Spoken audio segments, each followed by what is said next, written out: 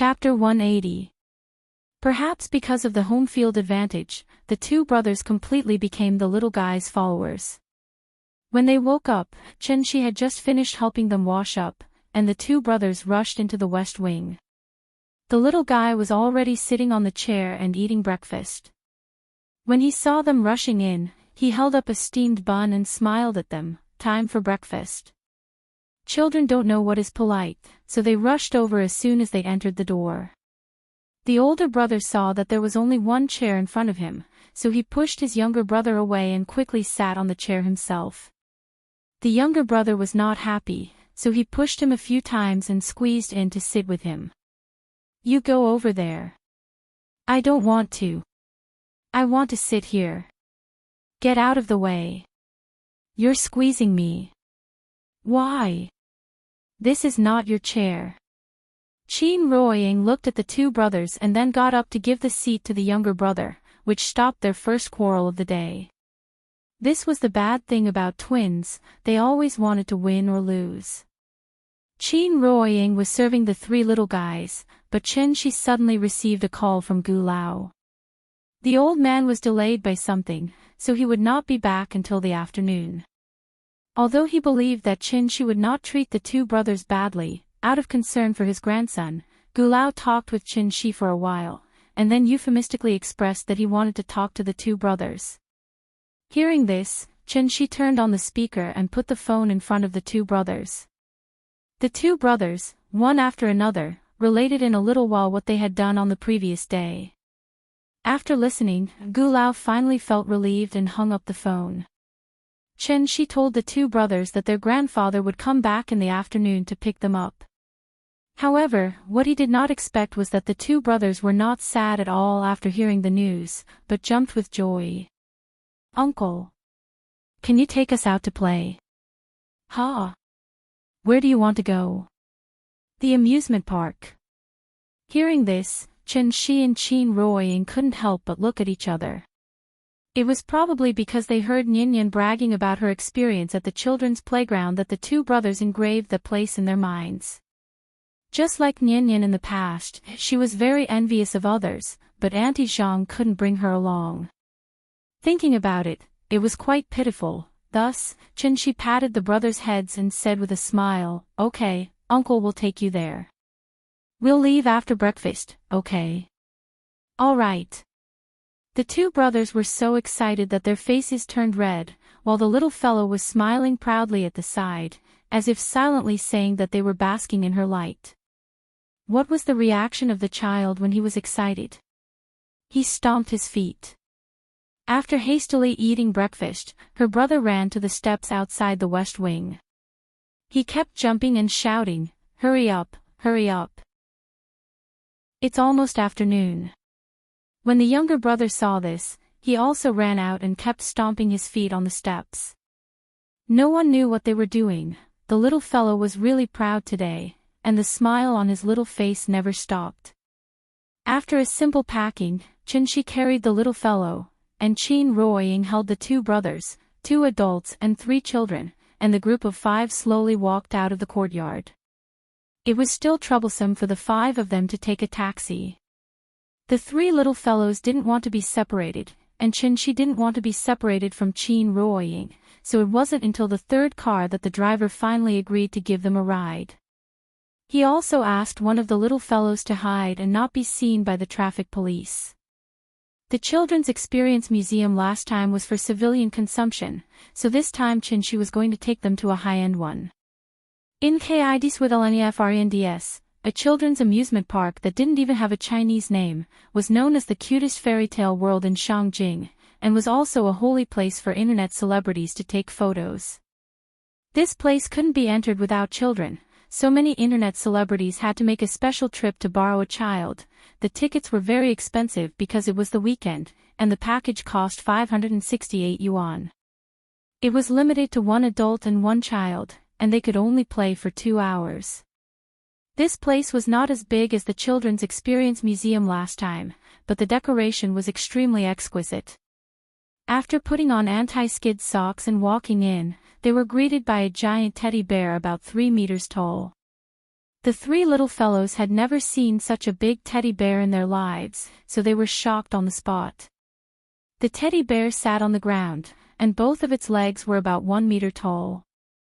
The little fellow stood next to it and wanted to climb onto the big bear's legs, but she couldn't climb up. Seeing this, the older brother immediately came to her side. Then, like a little eunuch welcoming a princess on a horse, he bent his back and knelt on the ground, then said loudly, "Sister, you're stepping on my back. I'll carry you up." Hearing this, the little fellow didn't hesitate at all. She stepped on his back and climbed up. Seeing that she was struggling to climb, the younger brother stood below and pushed the little fellows but hard. She stood aside and watched, speechless.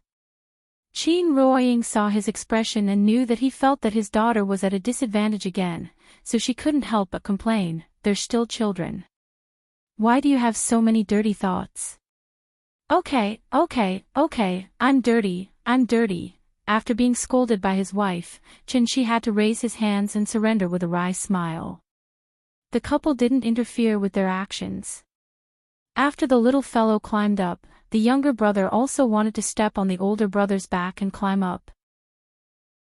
But at this time, the older brother quickly stood up from the ground and said to the younger brother, "You carry me up, and I'll pull you up after I'm up." The younger brother didn't doubt him, so he stood below and supported the older brothers but with all his strength, sending him up. The little fellow sat on the big bear's leg and pulled the older brother's arm up with all her strength.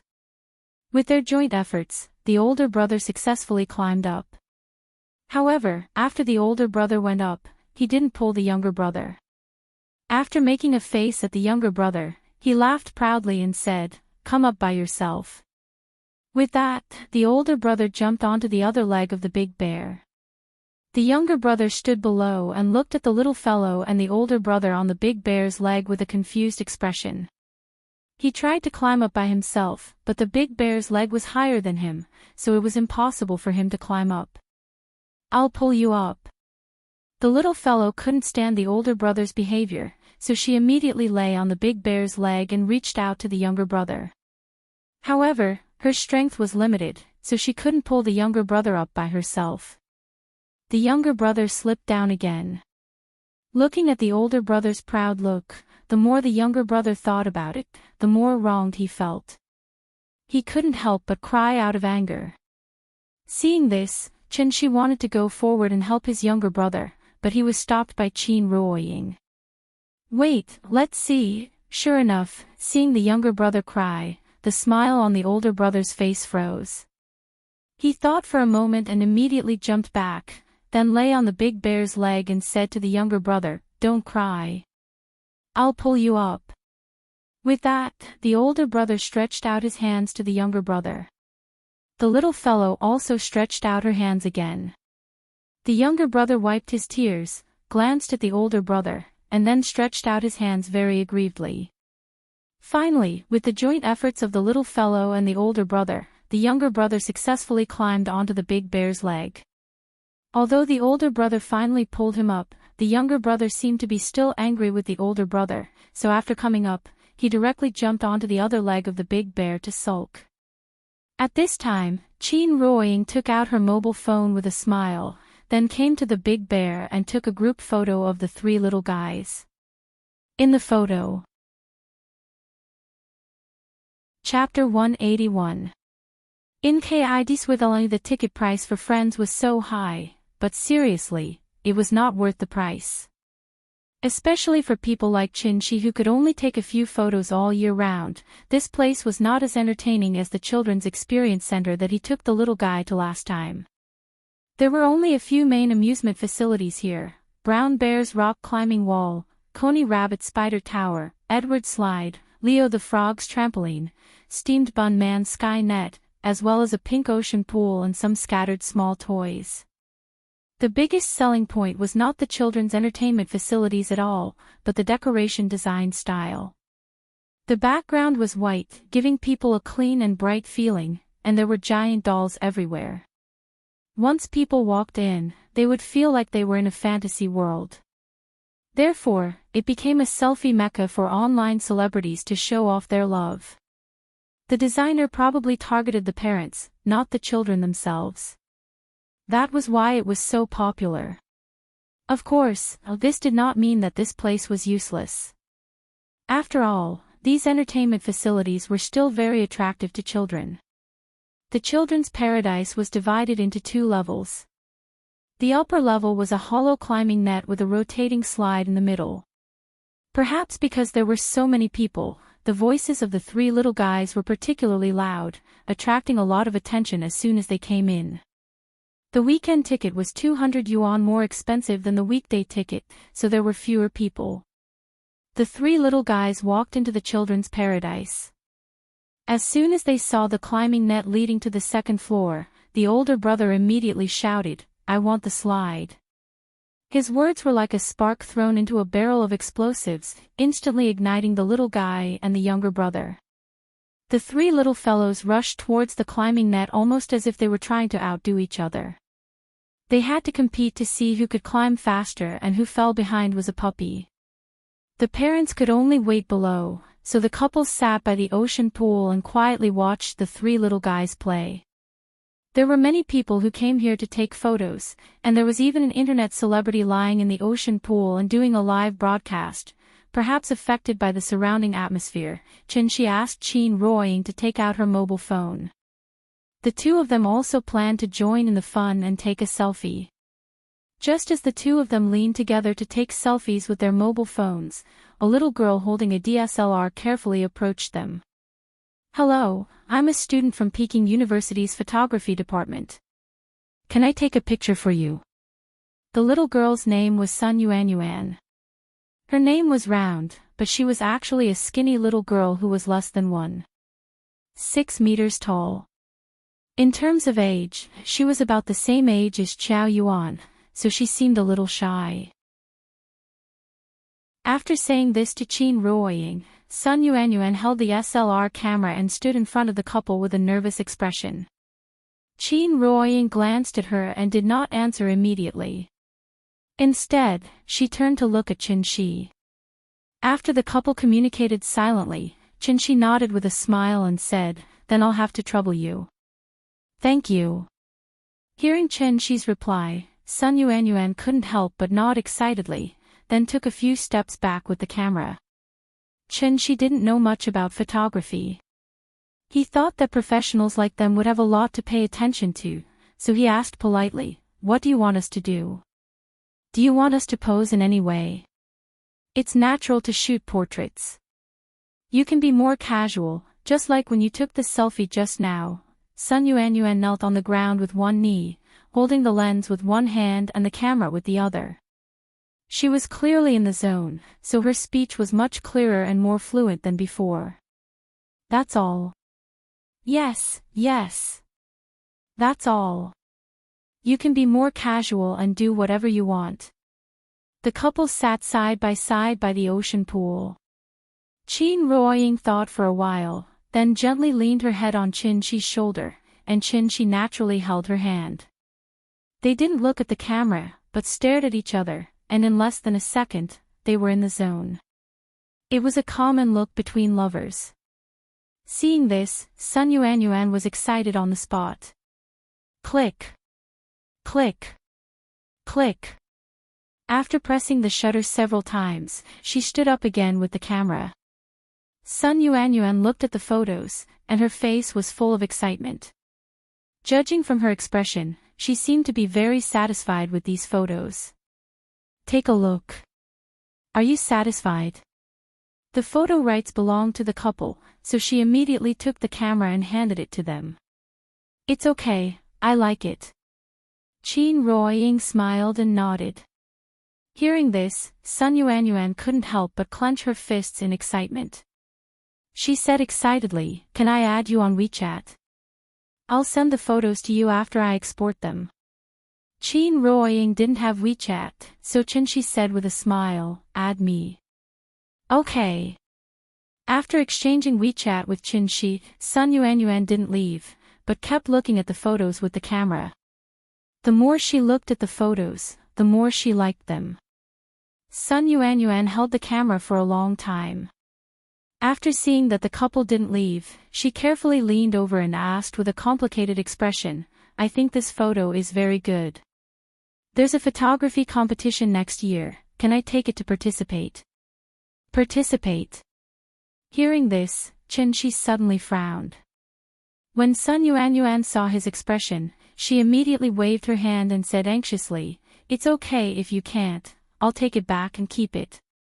I promise I won't show it to anyone. I promise." Some people didn't like their photos to be circulated outside, so the little girl was afraid of causing Chen-shi's disgust. If Chen-shi asked her to delete the photos, it would be a tragedy. Qin Ruoying saw the little girl's timid look, so she smiled and said, "I'm fine with it." Then, she turned her head and looked at Chen-shi. When Chen-shi made eye contact with her, he suddenly shook his head and laughed. Since his wife said so, what else could he not do? It wasn't that he was ashamed, he just didn't want his photos to be circulated around. Since he was going to participate in a photography competition, a lot of people would definitely see the photos of him and his wife. When Chen-shi thought about how people would judge the photos of him and his wife, he always felt a little strange. However, since Qin Ruoying agreed, he obviously wouldn't refuse, so he nodded and smiled, "No problem. Thank you. Thank you." The little girl thanked the couple profusely. After saying goodbye to them, she ran away like a thief who had stolen some treasure. The so-called portrait photography was to take the most inadvertently moving picture of you. Just like Xiao Quan, a simple black and white photo was enough to amaze time. People who looked at the photo 20 years later couldn't help but palpitate. Sun Yuanyuan knew that she had taken a good photo. Chapter 182. The three little guys had a lot of fun today. Although it was only 2 hours, because it was full of large-scale entertainment facilities, it was very tiring to play. So before the time limit was up, they were already tired and lying in the ocean pool to rest. When they left, they were still a little reluctant. After Chen-shi bought each of them a brown bear school bag, the three little guys were so happy that they started to smile like flowers blooming. After the new year, the winter vacation was almost over and Nyan should be sent to kindergarten. He just didn't know if she would be willing to go by then. The two brothers also made a profit today, not to mention that they came to such a high-end children's amusement park for nothing. Chen-shi also took them to the mall and bought new clothes for the little guys, and several sets for them. Free food, free accommodation, free play, and before leaving, he let them carry big and small bags back home. In the eyes of children, such an elder was simply an angel. By the time the couple left the mall with the children, it was already 3:30 in the afternoon. Because they carried too many things, this time, no driver was willing to take the risk of being caught by the traffic police to give them a ride. There was no other way. Qin Ruoying took the three little guys to leave by taxi, and Chen-shi then took another taxi alone. Having said that, they really should buy a car, otherwise, it would be really inconvenient to move around in the city. And after buying a car, the couple could take the little guy to the suburbs at any time in the future. That simple life, thinking about it, felt good. Not long after the couple returned to the tea house, Gu Lao hurried over. It would be a lie to say that he was not worried after not seeing his two grandchildren for a day. Now there is a saying called skipping a generation, which is the so-called enjoying the grandsons. Elders were closer to their grandchildren than to their children. Gu Lao was a widowed retired old man, and usually only the two brothers could relieve his inner loneliness. As soon as the two brothers saw that their grandfather came back, they proudly took out the clothes and toys that Chen-shi bought for them. Seeing this, Gu Lao immediately frowned. Probably because Chen-shi was still on the side, Gu Lao did not scold the two brothers, but quickly took out a stack of money from his pocket. Looking at the red and green colors, it was at least a few hundred yuan. "I didn't bring much money today. Take these first. I'll bring you more tomorrow." But how could Chen-shi accept his money? The plate of snacks in front of Big Cat was worth at least a few billion, not to mention a lot. Gu Lao couldn't dissuade Qin Shi. In the end, he had no choice but to slap the two brothers' heads and ask them to properly thank Qin Shi. The two brothers rubbed their heads in confusion. They didn't know why their grandfather was angry. After chatting with Qin Shi for a while, Gu Lao left with the two brothers. After they left, the family of three prepared to close up shop and go home. Anyway, the business of the tea house was up to them.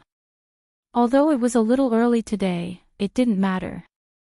The little girl was still looking forward to going home to show off her new clothes. Night fell. When the little girl fell asleep and Qin Ruoying began to cultivate, Qin Shi quietly left the courtyard. It was fine that he didn't notice it before, but now that he found out the abnormality, he naturally wanted to find out what was going on. After a while, Qin Shi came to Spirit Mountain again. After landing on the top of the mountain, he closed his eyes and carefully felt it. Not long after, when Qin Shi opened his eyes again, he couldn't help but frown slightly.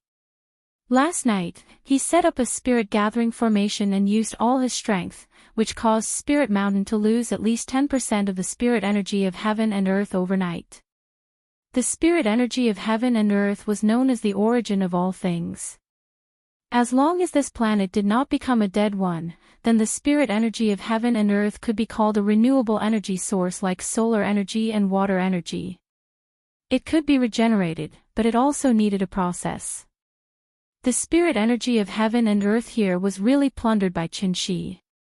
However, it had only been more than 10 hours, and the spirit energy here had already recovered a little. Although it was not much, if Qin Shi hadn't carefully felt it, he wouldn't have even noticed the changes. But at this rate, it was estimated that in a few months, the spirit energy here would be able to recover to its original level. This recovery speed was almost catching up with the heavenly jade domain. What was going on? Because of the damage to his divine sense, he couldn't carefully explore every detail in this mountain range. Since he couldn't use his divine sense, he used the stupidest way to find it bit by bit. This time, Qin Shi didn't fly carelessly, but flew extremely slowly.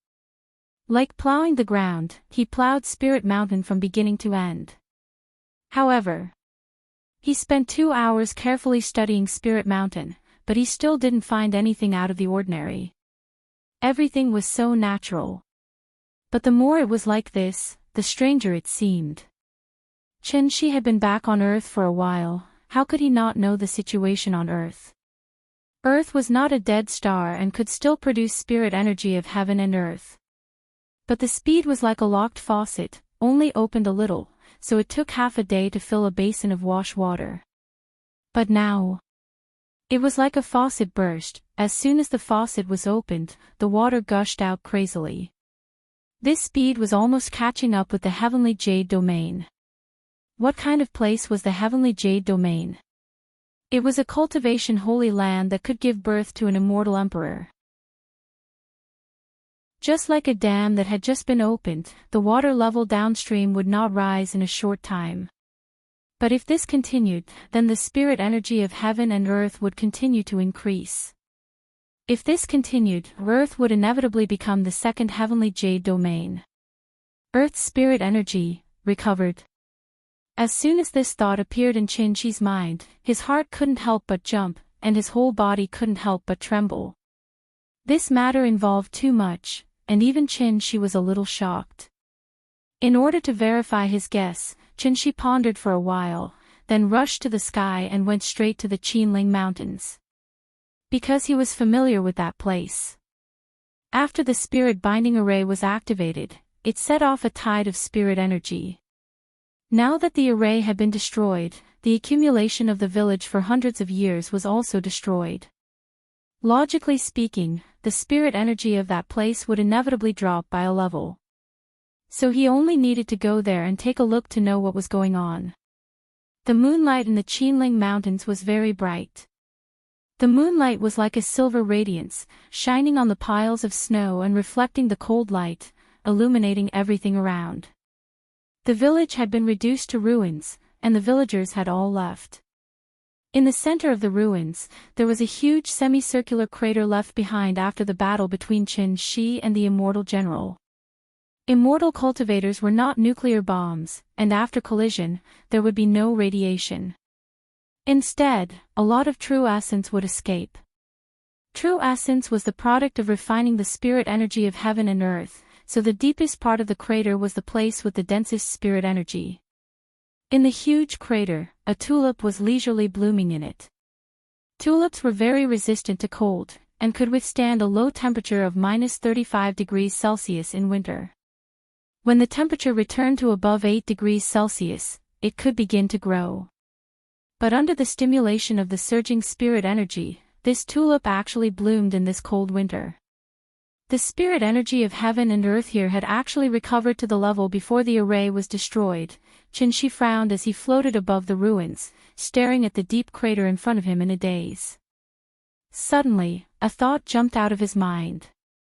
Immortal General of Tianmen. Tide of Spirit Energy.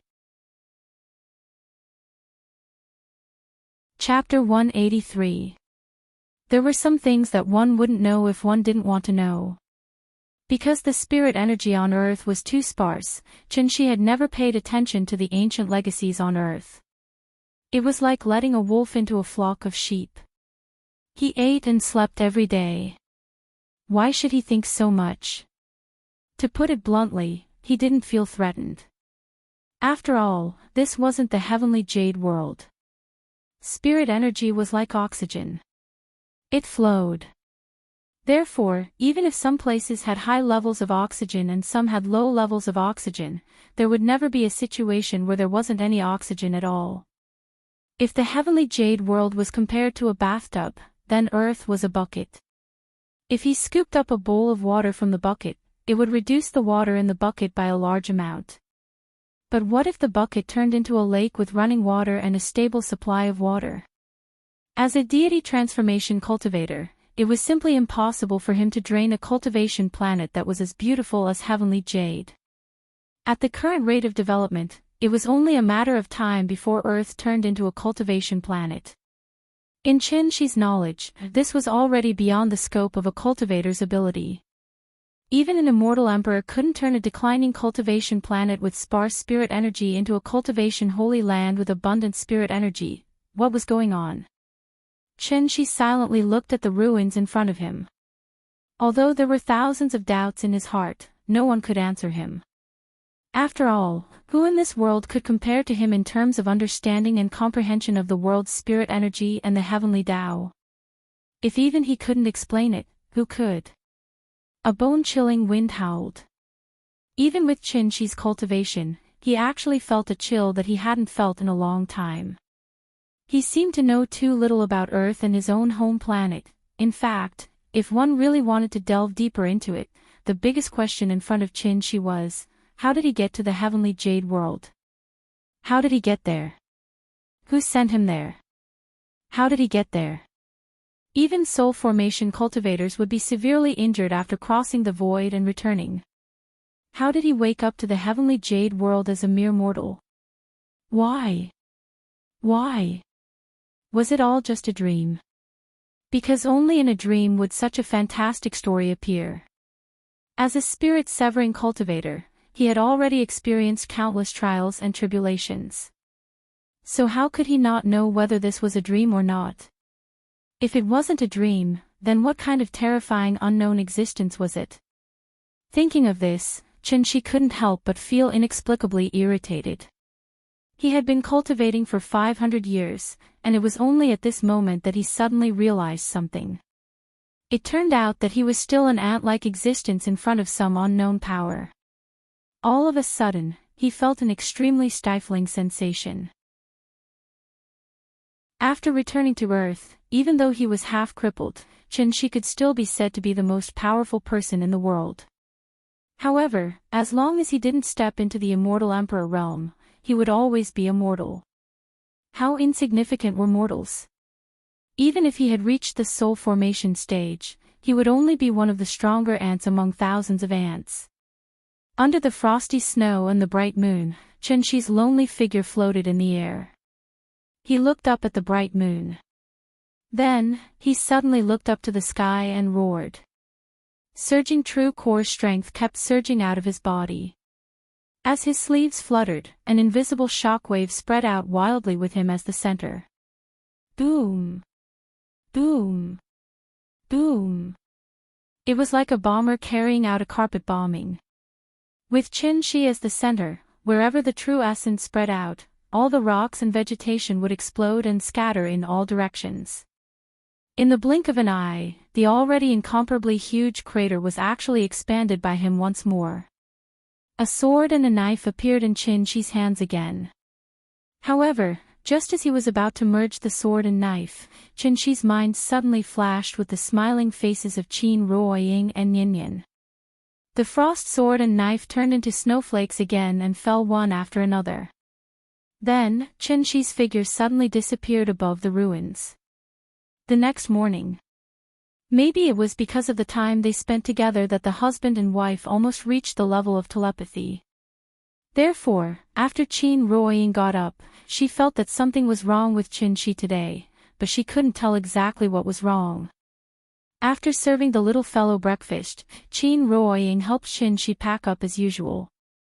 When she was about to take the little fellow to the tea house, Qin-Shi suddenly spoke. Ying, you can practice at home. I'll take Ninian to the tea house. Qin Ruoying's face suddenly showed a big question mark. She looked at Qin-Shi, but Qin-Shi was smiling. She couldn't see anything strange from his face. Qin Ruoying was silent for a while, then asked seriously, why? Your cultivation progress is too slow. The beginning is the time to lay the foundation. If the early progress is too slow, it will affect your future development. As he spoke, Qin-Shi touched her smooth face. As if to prevent her from thinking too much, Qin-Shi paused. Before she could speak, he continued to add, wasn't it to cultivate feelings with Ninian before? I think it's about time to cultivate. We can't be around the child all day, right? I don't care, but it will affect your cultivation. Didn't you say you would accompany me for 500 years? If you don't cultivate, how can you accompany me? Okay, I see. Qin Ruoying nodded, then turned to look at the little fellow who had run out of the west wing. Seeing this, Qin-Shi called the little fellow and said to her, Ninian, Mom has to study today, so I can't accompany you to the tea house. Dad will go with you, okay? After hearing Qin-Shi's words, the little fellow tilted her head and thought for a while, then grinned and said, okay. Mom, you can do it. You have to study hard. Good girl, Mua. Come, say goodbye to Mom. Qin-Shi picked up the little fellow, and the little fellow waved goodbye to Qin Ruoying obediently. Goodbye, Mom. Good girl, you can go. Qin Ruoying sent the father and daughter to the door. After watching their figures disappear at the end of the alley, she couldn't help but sigh. With her understanding of Qin-Shi, how could she not notice the difference in Qin-Shi? She chose not to ask, not because she didn't care, but to express a kind of support. No matter what Qin-Shi wanted to do, she would support him. Since Qin-Shi wanted her to concentrate on cultivation, then she would concentrate on cultivation. As for the rest, she believed that Qin-Shi would arrange it well. Qin Ruoying returned to her room and began to cultivate in seclusion. Qin-Shi took the little fellow to the tea house. As soon as they entered the tea house, the little fellow ran to the children's park and waited for the arrival of the brothers. Qin-Shi made himself a cup of tea and sat behind the bar, silently watching the little fellow. Qin-Shi didn't know how long the recovery of spirit chi would last. If it was just a temporary situation, it would be fine. But what if it would last for a long time? When the earth really changed from a planet in the age of chaos to a holy land for cultivation, what kind of changes would the world usher in? Everything was unknown. Human beings would always be afraid of the unknown. Since that was the case, it would be better for him to become stronger before that. Chapter 184. 11:00 in the morning. Gu Lao brought the two brothers to the tea house. He was slightly surprised that he didn't see Qin Ruoying today. In his impression, this young couple was inseparable. Even if they had to go out for business, it was usually Qin Shi who went out, and Qin Ruoying stayed behind to take care of the children. Although he was puzzled, Gu Lao wasn't a gossipy old man. After taking the green tea that Qin Shi brewed for him, he laughed and said, "Today's weather is good. Although the sun isn't out, I feel refreshed. When people get old, they tend to lose focus. It's rare for me to be so clear-headed. I'm really not used to it. Come. Since I'm in good spirits today, let's have a good fight." Gu Lao was in high spirits today, and it was obvious that he was in good spirits. However, his words made Qin Shi frown slightly. In order to not let Gu Lao notice his abnormality, Qin Shi immediately smiled and said, "Wait a moment, I'll go get the chess pieces." The so-called spring sleepiness, autumn lack, summer naps, and winter sleeps. Once winter came, the human body would be affected and stimulated by the low temperature, causing the capillaries under the skin to begin to contract, the blood flow would be relatively reduced, and the sweat glands and pores would close to reduce heat emission to maintain the normal body temperature. This was a biological instinct, so when winter came, everyone would feel sleepy and unable to wake up. Today wasn't a sunny day. Although it wasn't snowing, the thick dark clouds still covered a large part of the sun, and the temperature outside was estimated to be around 0 degrees.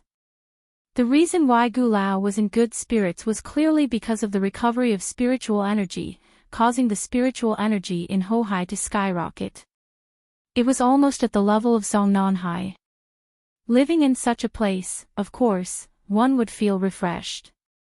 What would the rich spiritual energy directly affect? For immortal cultivators, cultivation would become easier, and even achieve twice the result with half the effort. Although mortals didn't know how to cultivate, if they lived in such a place with rich spiritual energy for a long time, their physical condition would become better and better, so much so that they would be immune to all diseases and live a long life. There were longevity villages all over the world, and these villages all had one thing in common, which was excellent geographical location. Deep canyons, lush forests, birds, flowers, and mountain springs. These places were called paradise, and at the same time, the best place to cultivate in seclusion. It was actually very easy to find a paradise. Wherever the average lifespan of the villagers was more than 80 years old, that place must be a paradise. Hua Xia's leaders had a long lifespan. Why? In addition to the professional healthcare team, the blessed land was also a big factor. Although mortals couldn't detect the existence of spiritual energy, they wouldn't know whether the place was good or not. Days long's a long time. Only one night had passed, and even Gu Lao was affected. His spirit had also become much better. Thinking of this, Qin Shi asked Gu Lao to wait for a while, and then he got up and went back to the bar, and then called Qin Shueqing. The last time he called, Qin Shueqing didn't pick up, and she didn't call back. Qin Shi thought she was busy, so she threw the matter to the back of her mind. Now it seemed that this matter wasn't that simple. The phone went through, and after a while, Qin Shueqing's voice came from the other side. "Hello. It's me, are you busy? I have a question to ask you." "Give me a second." Qin Shueqing was a little noisy on the other side. After a while, her voice came from the phone again. "Okay, go ahead." She was his sister-in-law, so Qin Shi didn't dawdle with her, and went straight to the topic. "Have you Wu Lian people noticed anything unusual recently? Like a vision of heaven and earth?" After hearing his question, Qin Shueqing was obviously shocked, and she hurriedly asked on the other side of the phone, "Who told you? Do I need someone to tell me?" Qin Shi replied matter-of-factly, and Qin Shueqing suddenly choked. After all, she had already experienced the strength of her cheap brother-in-law. Because Qin Shi's question involved some secrets, after hesitating for a while, Qin Shuiqing whispered, "Yes." A large oasis suddenly appeared in the Taklamakan desert, and it's spreading out at an astonishing speed. Do you think plants need time to grow? But that place turned from a desert to an oasis overnight, which is obviously a supernatural phenomenon, so the Wu Lian blocked the news immediately. The desert turned into an oasis. Qin Shi thought for a while, and then asked again, "What else? Are there any changes in animals? For example, monsters, and other existences, have there been more?" Yes, it is said that a forest ranger saw a monster more than 3 meters tall in Shenangjia. The Wu Lian has sent people, but they haven't found any trace of the monster yet. Sure enough, the recovery of spirit power would bring great changes to the world. The desert turning into an oasis was only the first step, and there would be more and more wonders that ordinary people could not imagine. Maybe in the future, the earth would become like the Tianxian world. Qin Shuiqing waited for a while, and seeing that Qin Shi didn't reply, she asked directly, "Do you know something?" Her question interrupted Qin Shi's thoughts. After thinking for a while, Qin Shi gave an irrelevant answer, "You should cultivate according to the cultivation method I gave you. According to the current situation, you should be able to step into the foundation establishment stage very soon. At that time, you will naturally know what happened in this world." Foundation establishment. Qin Shi gave her the cultivation method, but he didn't teach her the general knowledge of the cultivation world, so Qin Shuiqing was still a little confused about the specific realm, and could only practice according to the cultivation method every day in a daze. Qin Shuiqing always felt that her cheap brother-in-law might know something, so she kept asking over the phone.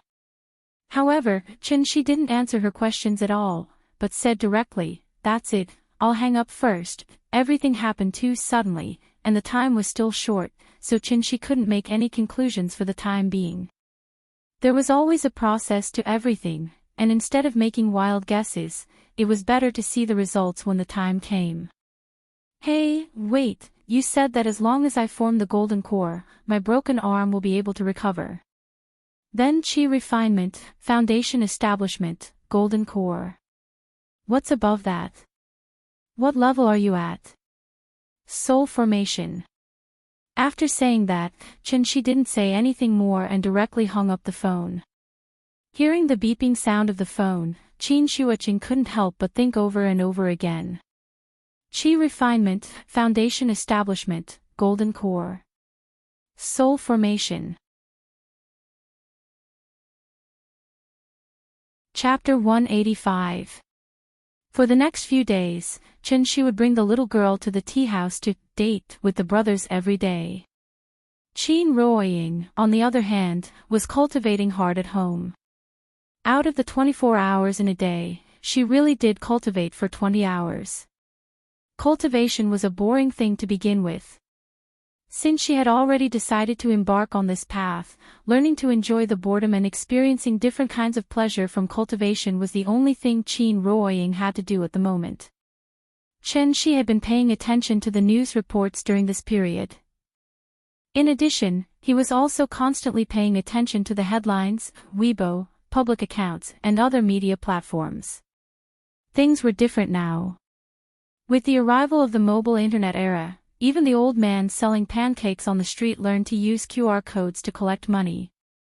If there was a phenomenon of heaven and earth, it would inevitably cause a big social sensation. Even if the government deliberately blocked it, there would always be some gossip circulating on the internet. But to Qin Shi's surprise, a few days had passed, and he couldn't find any news about the supernatural phenomenon of the desert turning into an oasis on the internet. With his sister-in-law's personality, he basically ruled out the possibility that she would joke with Qin Shi. Since he couldn't see it on the internet, it was either blocked by the government immediately, or because that place was so remote that not many people knew about it. However, it was understandable when he thought about it. The recovery of spirit Qi would definitely affect those inaccessible places first, which gave the government some time to react. The Wu Lian people were probably out in full force and on standby at any time. Why was Qin Shi paying so much attention? Because this was also a big event that could affect him. Not to mention why a planet in the age of chaos suddenly became a holy land for cultivation, there must be a big secret hidden in how he got to the heavenly jade realm. 5 years on Earth, 500 years on heavenly jade. This involved time and space, which was obviously not a level that soul formation cultivators could understand. What kind of existence was capable of doing all this? Magic treasure? Spell? Array? Or human? Why did it choose him? And not someone else? Ever since She discovered the recovery of spirit chi, these questions had been constantly flashing in his mind. It was true that he had 500 years of experience in the heavenly jade domain, but in essence, Shi had always been the kind of person who would be satisfied as long as he had a wife and children, a hot pit, porridge, steamed buns, and 2 tails of wine. There was no shortage of ambitious great men in the world, but there was no shortage of contented mortals like Shi. As long as his wife and daughter were well, and his family was harmonious, he could guard this small tea house and live happily for the rest of his life. Some people always believed that contentment equated to lack ambition. In fact, this was a sign of ignorance. It was perhaps the biggest joke in the world for a person who didn't have a strong heart to turn around and laugh at a person who had a strong heart. As the song goes, you are not truly happy, your smile is just a camouflage you wear. Being content with what one has doesn't mean that one won't be vigilant in times of peace. Being vigilant in times of peace did not mean that one would have groundless fears. The torrent of the era was coming, and she just wanted to continue her role as a spectator. Having seen all the prosperity of the world, one should naturally float like water. December 12, Qin Yongyan, who had been in seclusion, was also called out by Qin Ruoying. Her sister-in-law's phone couldn't be reached, so the family of 4 took a taxi and went straight to the Badeling Great Wall. They were going to hold a strange wedding with no ceremony and no guests, only a father-in-law, wife, and son-in-law. No, there was also a daughter. Qin Ruoying originally wanted to persuade Shi to forget about it. After all, Nian was already so old, and they had already gotten a marriage certificate. It felt a little strange to specially do this now. Although she had originally wanted to marry Shi under her father's witness, she didn't need to do any ceremony. She didn't need any grand ceremony. As long as her father, second uncle's family, and Aunt Zhang were present, Qin Ruoying would be satisfied. But second uncle hadn't come back yet, and Lin Qing was busy all day. In this winter, she couldn't specially invite Aunt Zhang to come to Shangjing to enjoy the cold wind, could she? She was overwhelmed by the joy of returning home, so she agreed to Shi in a daze. Otherwise, she would have to think about it carefully and choose a good day.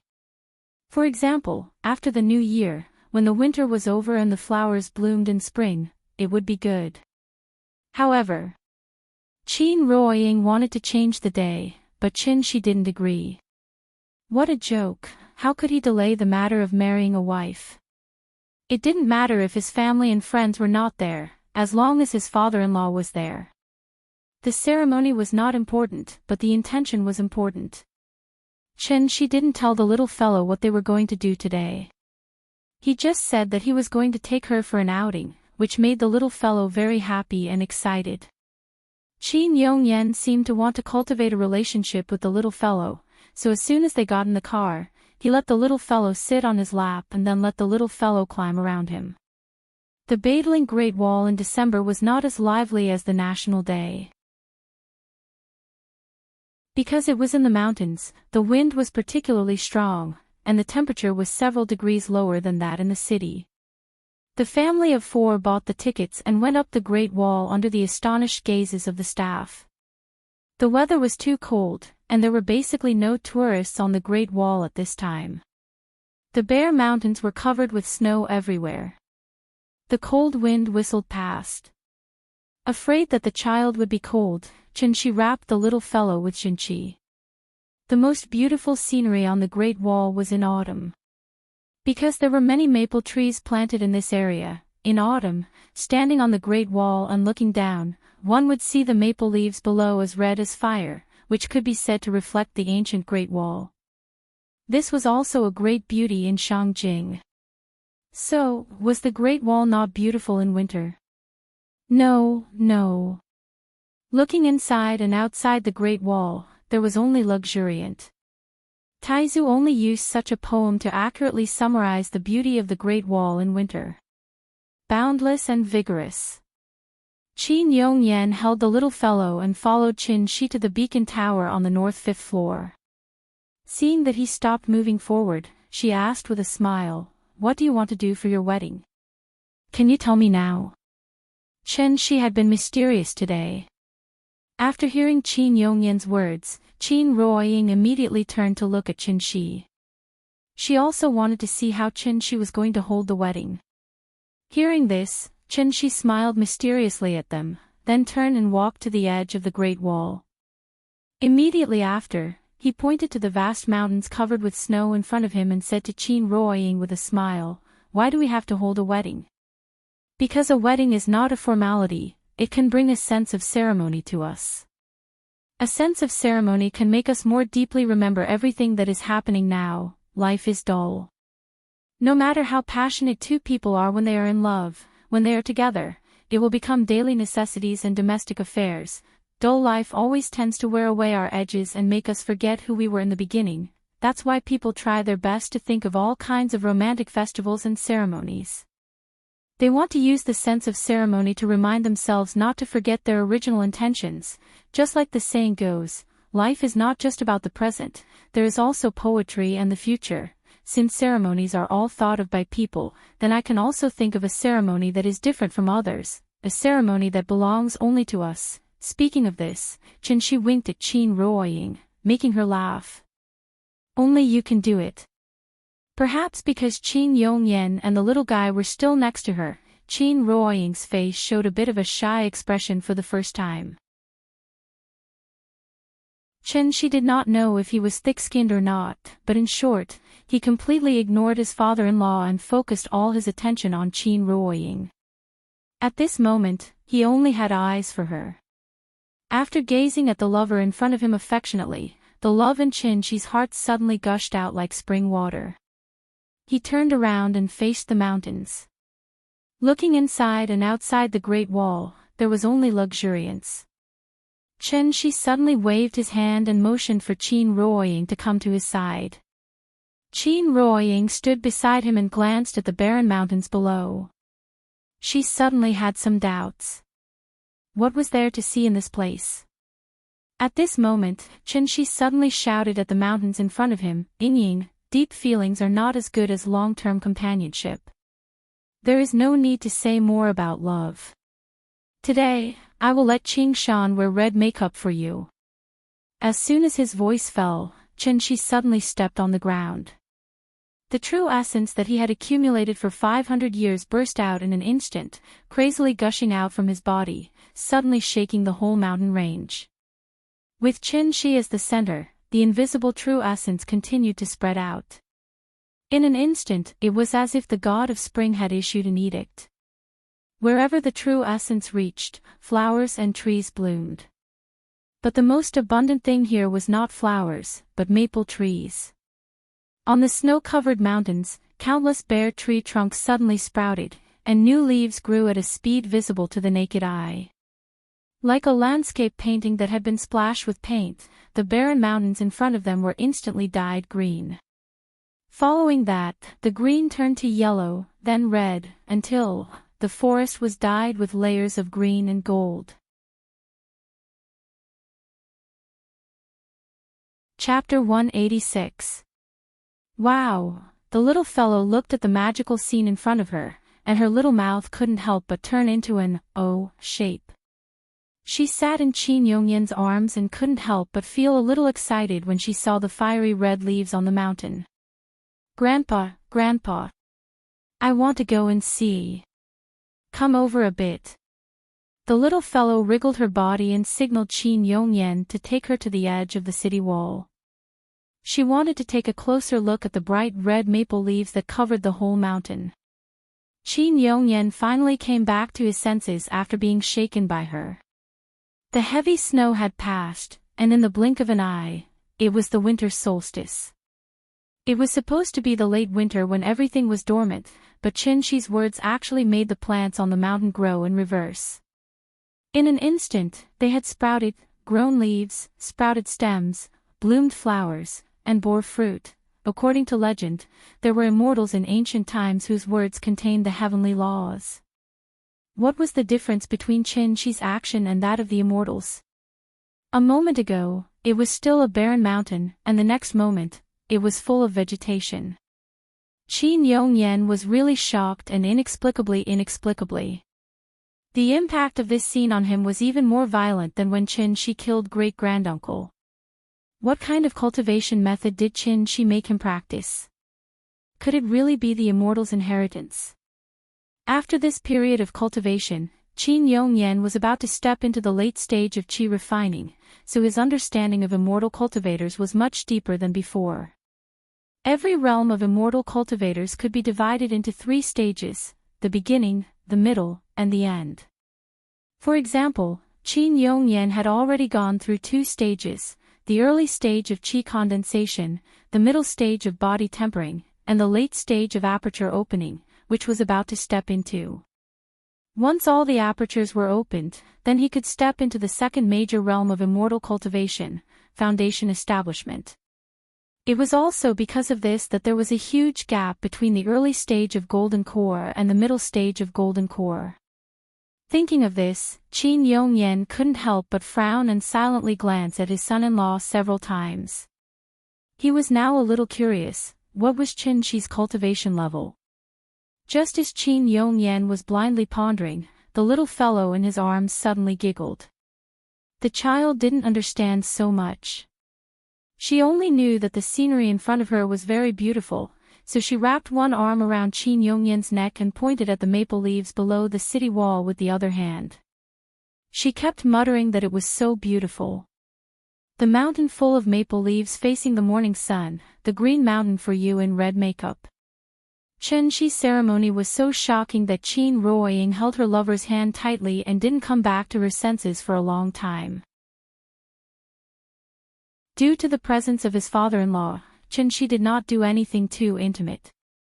He gently squeezed Qin Ruoying's delicate hand, then turned to look at his lover and asked with a smile, "What do you think? Do you like it?" The cold winter wind whistled past. Qin Ruoying's red lips slightly opened as she muttered, "I like, as long as you like it." Qin Shi smiled and didn't say anything else. It was just as he had said. Deep feelings were not as good as long-term companionship. This was the truth of the world. 20 minutes later, the family of 4 left the Great Wall.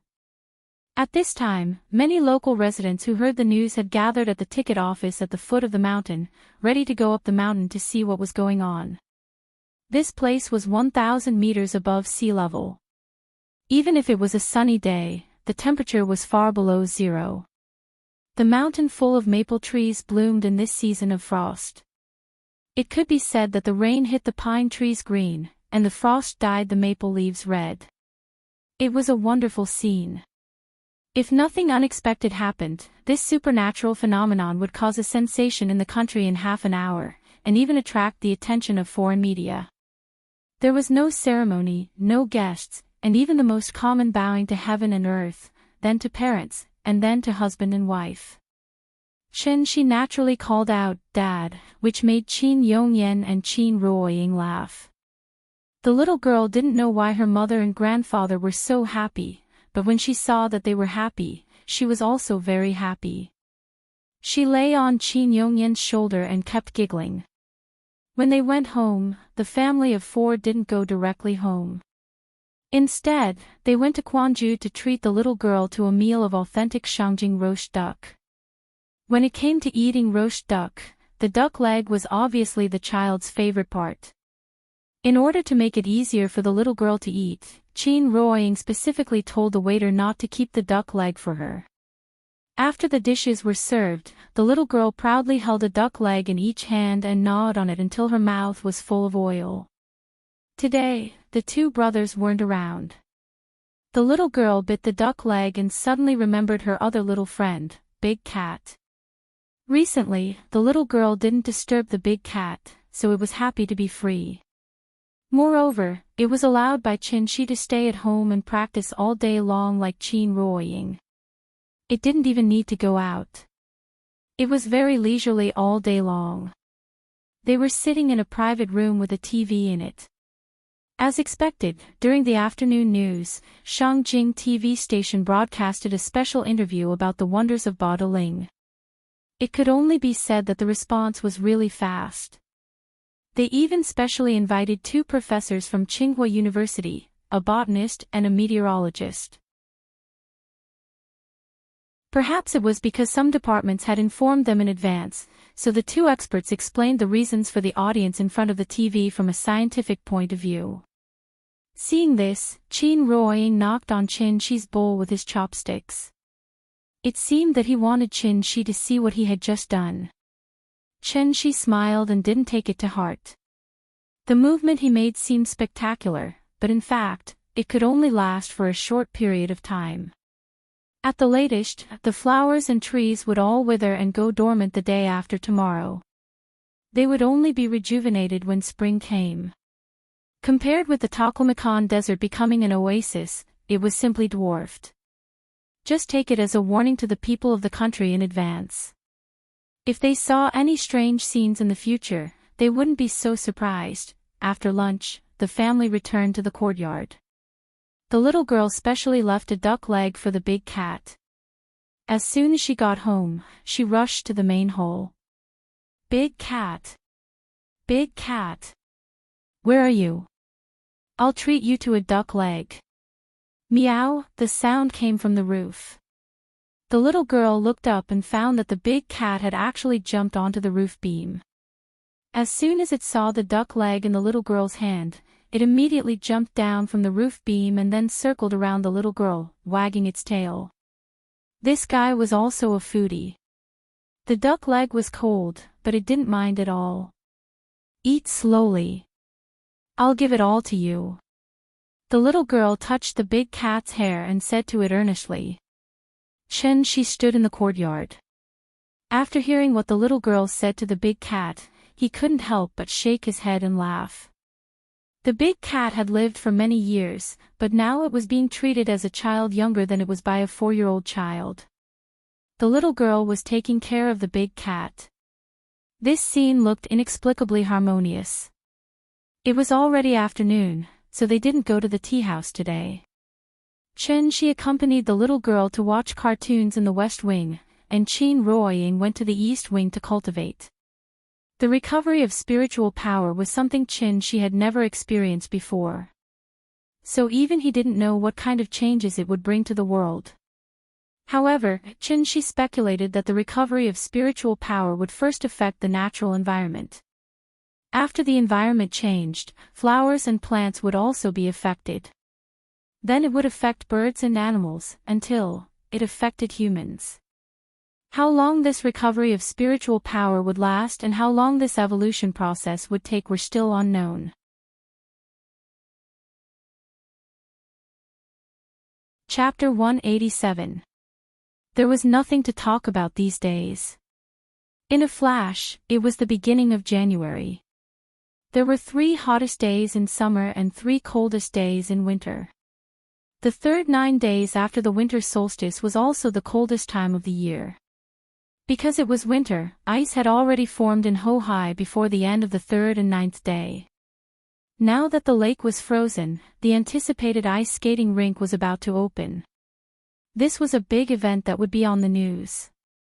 After the news was broadcast, Hohai, which was deserted a few days ago, finally ushered in the most lively time of the winter. After breakfast, Chin-Shi had just walked out of Dongming Alley with the little fellow when a burst of lively noise came from afar. Just like going to the countryside to go to the market, the father and daughter turned the corner and came to the street outside the tea house, only to find that a lot of people suddenly appeared on the lakeside of Hohai. As the holy land of skating in the eyes of the old Shangjing people, once the Shikahai ice rink opened, Even if they lived outside the third ring road, they would still come to play. This was the feeling. Because they were poor in the past, there were not so many entertainment projects. Swimming in summer and skating in winter naturally became the first choice of entertainment for the people. The little fellow was stunned. When they left yesterday, there was not even a ghost here. How did this place become as lively as a market in just one night? Looking around, the lakeside of Hohai was already full of red lanterns, and very festive music was playing in the ice rink. It was as if there was going to be a festival, and the atmosphere was very festive. It was now 9:00 in the morning. When the father and daughter walked into the tea house, the ice rink was not open yet, so most of the people were concentrated on the streets on both sides of the lake. The staff of the Sports Bureau, the Public Security Bureau, the Safety Supervision Bureau and other departments were conducting ice testing inspection on the Shikahai ice rink. After the inspection, the Shikahai ice rink could officially open for business. Chen-shi had just hung the "Open for Business" sign when two young people with ice skates came in. "Boss, 2 cups of vegetarian tea." The ice testing inspection generally took about 2 hours. The young people did not want to stand outside in the cold wind, so they came in. There was heating in the tea house, so it was very warm and comfortable as soon as they came in. In addition, Chen-shi would light an incense when he had nothing to do, so the smell in the tea house became very good, so it gave people a feeling that they did not want to go out again. Because he had to boil the water, it took him nearly 20 minutes to brew the first pot of tea.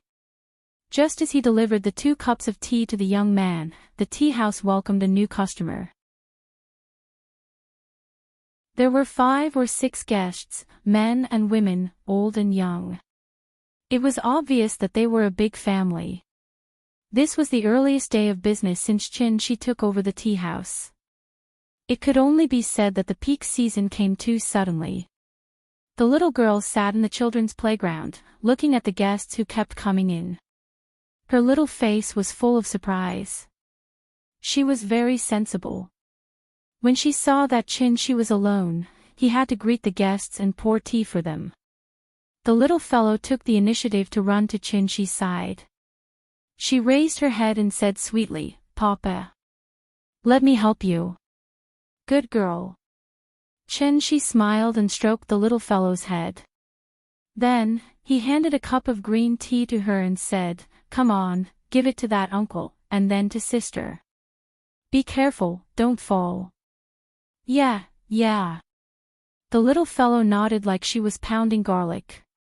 Then, she carefully took the teacup in Chen-shi's hand. Because she was afraid of spilling the tea, the little fellow straightened her back and her whole little face became serious. The guests were a young couple. After the little fellow put the teacup on the guest's table, she smiled sweetly and said, "Uncle, have some tea." The young man, who was estimated to be in his 20s, was stunned by her calling him uncle. Before he could come back to his senses, the little girl had already run back to the bar counter and brought over another cup of tea. "Sister, have some tea." The 2 guests were obviously a couple. As a result, the little fellow called the man uncle and the woman sister, which immediately made them laugh. "This child is so cute." "Yes, why don't we have a child?" "Get out." The guests came one after another without stopping. So, just after 10:00, the tea house was already full. The little fellow sat on Chen-shi's lap and put her head on the bar. Her big round eyes kept scanning the tea house lobby in front of her, and she couldn't help giggling. "Papa. Business is good today." The business was good, and the little fellow was very proud, so she didn't go to the children's playground today. Instead, she sat at the bar and waited for the guests to greet her. Whenever she heard a customer shouting for more water, the little girl would run over with a small water bottle in her arms.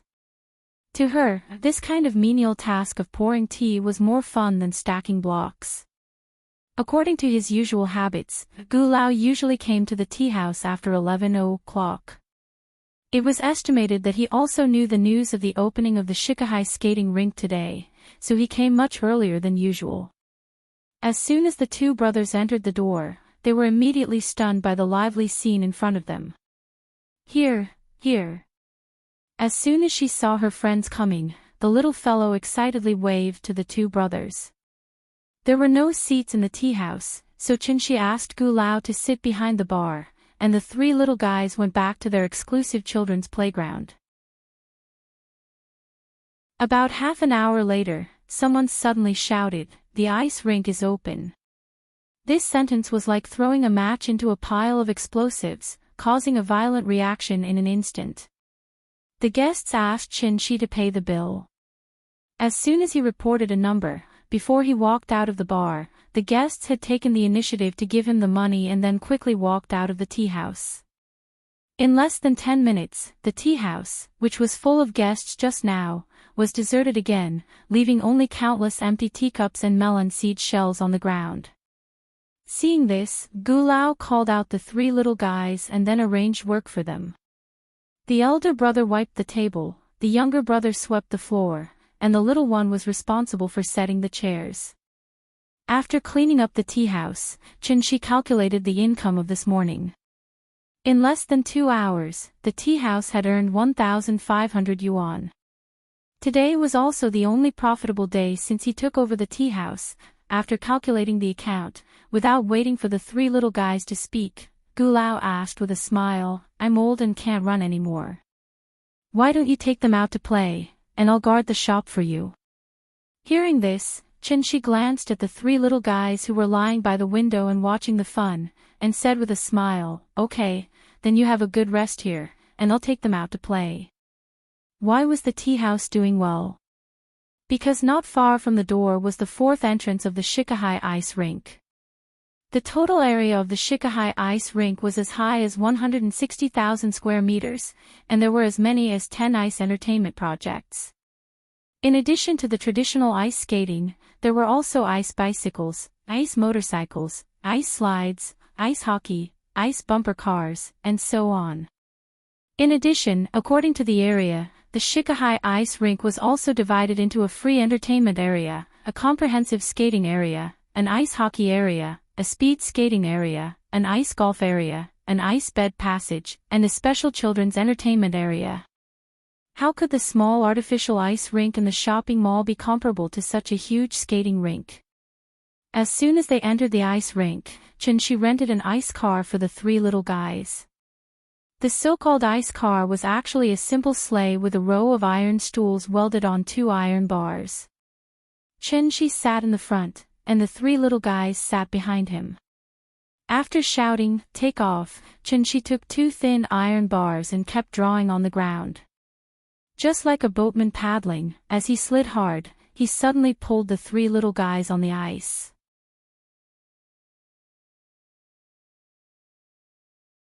Chapter 188. Ice carts were a common entertainment in winter in the north, but they were rare in the south. Many southerners probably hadn't even seen what ice carts looked like. The so-called ice carts were actually invented to allow people who didn't know how to skate to experience the fun of ice skating. The three little guys played for a while. When they saw people constantly passing by them on ice skates, their interest was aroused. Thus, they were no longer satisfied with the ice carts and clamored for Chinchi to teach them how to skate. Learning to skate was actually similar to learning to swim. Some people could learn it in an hour or 2, while others couldn't learn it in a week or 2. Seeing that the three little guys were so enthusiastic, Chinchi couldn't persuade them, so he rented 3 pairs of ice skates for them and took them to the skating area. Ice skates were a very magical thing in the eyes of the little guy. After Chinchi helped her put on the skates, she couldn't help but touch the ice skates under the skates. Then, she kicked her little feet and scraped a layer of ice on the ground with the ice skates. Looking at her smug look, she was probably very happy in her heart. After Chinchi drove the ice carts to the skating area with the 3 little guys, the little guy eagerly wanted to get off the ice carts. Newborn calves were not afraid of tigers. The little guy didn't care so much and wanted to stand up directly when she stepped on the ice. Children who were just over 4 years old could suddenly fall down while walking on the road, let alone on ice. Sure enough, just as the little guy stood up from the ice carts, her right foot suddenly slipped and her small body suddenly fell backward. At such a critical moment, naturally, he had to act as a father. She was also prepared. As soon as the little girl fell down, he had already reached his hand behind the little girl's back and helped her stand up again. This scared the little guy. After holding Chi's arm and standing firm, she didn't dare to let go. Trying to scrape her feet on the ground twice, the little guy shouted at Chi with a frightened face, "Papa! I can't stand up." Before Chi could reply, the brothers sitting on the ice carts immediately responded, "Grandpa said that ice is very slippery. That's why we can't stand on the ice. You have to hold on to something." The two brothers grew up in Hohai, so they had come here to play a long time ago. However, at this time last year, they were only 3 years old. It was obviously impossible for Gulao to teach them to skate. The two brothers had been longing for ice skating for a long time. Looking at her brother's serious face, she couldn't help but laugh. "Come, Nyen, come here. Daddy will support you." After holding the little fellow's hand and standing on the ice, she slowly dragged her to his side. Then, he turned to the brothers and said, "You two stay in the car. Uncle will teach your sister how to skate first, okay?" "All right." The two brothers nodded and then sat on the ice carriage obediently, watching the little guy carefully step forward under Chi's guidance. Skating was actually a kind of muscle memory. No matter how good a skater was, if they hadn't skated for decades, they might fall when they stepped on the ice again. Children learn things very quickly. Under normal circumstances, Chi should be able to teach the little fellow to skate in an afternoon. However, because there were still two brothers waiting in line, Chi could only give the little fellow a cheat. He first let the little fellow try to learn how to stand on the ice. Then, the little fellow raised her hands and let Chi hold her hands from above. With Chi's help, the little fellow quickly adapted to the feeling of standing on the ice. After she adapted, Chi said softly, "Nyen, be good. Daddy will support you. Slowly move forward. Look, just like that, uncle, move." Although her father was next to her, the little fellow was still very afraid that she would suddenly fall. She held her hand and patiently encouraged her several times. Then, the little fellow carefully tried to take a step forward. "Very good. Now we have to learn from that uncle and let ourselves float." In the eyes of outsiders, they were a pair of father and daughter who were learning to skate. But in fact, at this moment, the little fellow's whole body was wrapped in Chi's true essence. As soon as the little fellow took a step forward, Chi used his true essence to push her into a standard posture. She thought that her father was pushing her, so she didn't care. After trying to walk forward for a short while, the little fellow began to get used to it. After she took her around the ice car a few times, the nervous expression on the little fellow's face finally disappeared. It seemed to be very simple. She was so happy that she began to be carried away again, so she immediately shouted, "Papa, let go of me. I'll do it myself." Learning to skate required confidence. This was a good thing, so she quickly let go of her hand. The little fellow silently felt for a moment. After finding that the feeling was still there, she began to skate forward by herself. At first, she walked very slowly, probably because she was afraid that she would fall. But under the guidance of Chi's true essence, the little fellow found that no matter how she walked, she would not lose her center of gravity. So she took a step forward and directly ran on the ice. It was not right to say that she was running, because she was using a standard posture. Her body was slightly bent, her center of gravity was shifted forward, and she kept stepping on the ice to move forward. In fact, she was now like learning to ride a children's bicycle. Because the rear wheel was equipped with 2 balance pulleys, no matter how fast she rode, the bicycle would not overturn. Oh, the two brothers who were watching by the side had such expressions on their faces. Looking at the little fellow who was flying on the ice, they were completely stunned. Was learning to skate really so easy? How long had their sister been learning? How could she run so fast?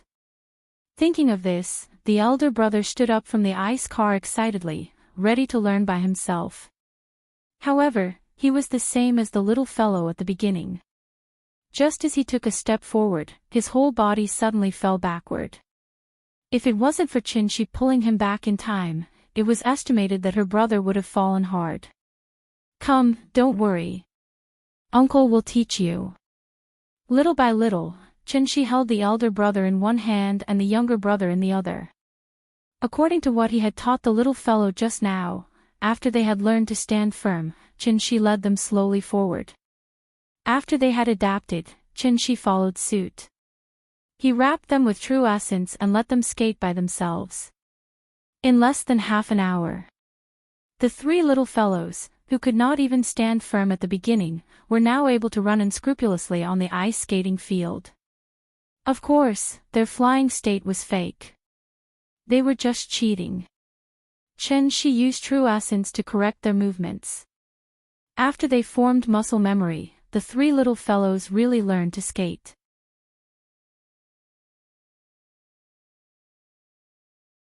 Chapter 189.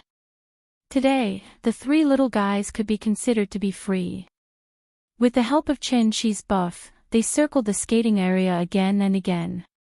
The only thing they didn't do was show off a wave of figure skating. Children of 4 or 5 years old skating so well naturally attracted the attention of many people. So after they played for a while, many people in the skating area knew them. What's more, they even took out their mobile phones to take small videos of them. The incessant cheers from the onlookers made the three little fellows extremely proud. Many children saw that they were so good, and they all clamored to learn to skate. However, when their parents put on the skates for them, these children couldn't even stand steadily, and they would suddenly fall down if they weren't careful. Although it didn't hurt much because of the thick winter clothes, it was a big psychological blow to the children.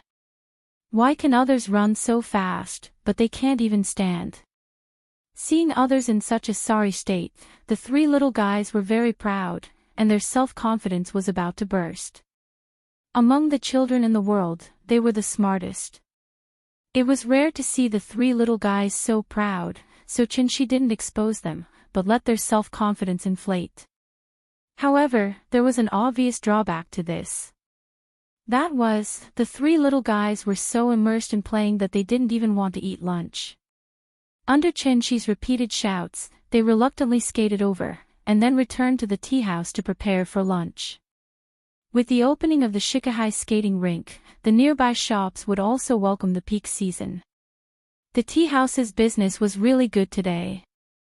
Many guests who were tired from playing in the ice rink would go to the tea house to sit and rest for a while. This was only the first day of the ice rink's opening, so although there were many people, it was far from the peak. In a few days, when it was winter 39th, the Shikahai skating rink would really usher in the peak of the flow of people. At that time, the tea house would probably be full all day. The so-called 3 years of not opening, but opening to eat for 3 years, is probably the meaning of this. After lunch, the three little guys clamored to go out to play again. They were so energetic that they didn't seem like 4 or 5 years old children. Chin-Shi wanted them to take a rest, take a nap in the tea house, and go out to play in the afternoon. But the three little guys didn't agree at all. The little fellow even ran behind Chin-Shi and pushed him from behind, trying to push him out of the tea house. The two brothers each held one of his hands and insisted that Chin-Shi take them to the ice rink to play. Since she was already acting like a spoiled child, Chin-Shi had no choice but to agree.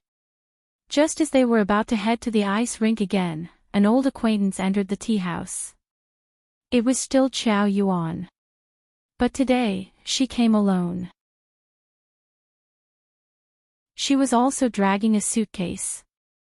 It looked like she had brought all her belongings with her. The The northern schools started their winter break earlier than the southern schools, so Qiao Yuan's school had already started their winter break at the beginning of January. Instead of going home, she wanted to work part-time in the tea house. Well, as long as you provide food and shelter, you don't need to be paid. Chen Shi's family didn't seem to be short of money, so Qiao Yuan wanted to thank Chen Shi in this way. In this regard, Father Qiao didn't have any objections. He just told her not to fall behind on her homework, and the rest was up to her. Chen Shi saw her determined look, as if she wouldn't leave if he didn't agree, so he had no choice but to agree. Anyway, there was still more than a month before the new year, so he let her stay here for a month. The business of the tea house was estimated to improve a lot during this time, so having an extra person would save him a lot of trouble. As for the salary, he would pay it when the time came. But then again, the work of the tea house was really easy. She only needed to serve tea to the guests, and after the guests left, she would simply clean up. She didn't need Chen Shi to teach her. Qiao Yuan sat down at the bar and directly started. Seeing that Chen Shi suddenly hired a waiter, old Gu was happy to be free, so he sat in the lobby and watched TV. The three little guys waited obediently by the side. After Chen Shi finished explaining to Qiao Yuan, they swarmed up again and tried to drag Chen Shi out of the door. Chen Shi was a little uncomfortable to suddenly become the leader of the children. After laughing and patting their heads, he opened the door of the tea house with the naughty little guys. However, just as Chen Shi walked out of the tea house, he bumped into two men in suits. Hohai was a residential area, not a central business district. Therefore, it was rare to see pedestrians dressed in business here. As soon as he saw these two men, the smile on Chen Shi's face disappeared and turned into a cold face. Because these two men were not ordinary people, but at least masters who had reached the level of covert power. Obviously, they were here for him. Sure enough, Chen Shi just walked out of the tea house with the three little guys, and the two men directly came to him. Mr. Chen, hello, one of them smiled and greeted Chen Shi, then handed out a business card and wanted to introduce himself. But at this time, Chen Shi didn't even give him a chance to speak. After coldly glancing at the two men, Chen Shi took the three little guys directly to the skating rink. The man in the suit was inexplicably met with a soft rebuff. Seeing Chen Shi swagger away with the children, they whispered to each other. It was impossible to chase after them. Since the other party put on such a posture, it was obvious that he didn't want to have too much contact with them, so after the two men discussed for a while, they turned around and walked into the tea house. They had to at least find an opportunity to explain to the other party why they were here. But in fact, Chen Shi had already guessed their intentions. After all, how sharp was his eyesight? Although he didn't take the business card, with a casual glance, Chen Shi still saw the name of the company on the business card, Concord Corporation, and a series of Japanese words that he didn't recognize. Concord Corporation was the name of Japan, which was actually a company limited by shares of Huaxia. Japanese. Their Mandarin was indeed very standard, so just by looking at their appearance, it was impossible to tell that they were Japanese. In addition, these two men were also martial arts masters, and had reached the level of covert power. To be honest, Chen Shi would rather chat with the aunties selling vegetables on the street for half an hour than talk to any martial arts masters for a minute. The former was for living, the latter was to destroy his life. Not to mention that the other party was Japanese. Before Chen Shi left the earth, the relationship between China and Japan was getting more and more tense because of the Diaoyu Island incident. A few years had passed, probably because the relationship between China and Japan had improved significantly, so some people who didn't learn from their mistakes had emerged again. Speaking of which, where did the Wu Lian people go? The Japanese were already in front of him, but the Wu Lian didn't send anyone to stop them.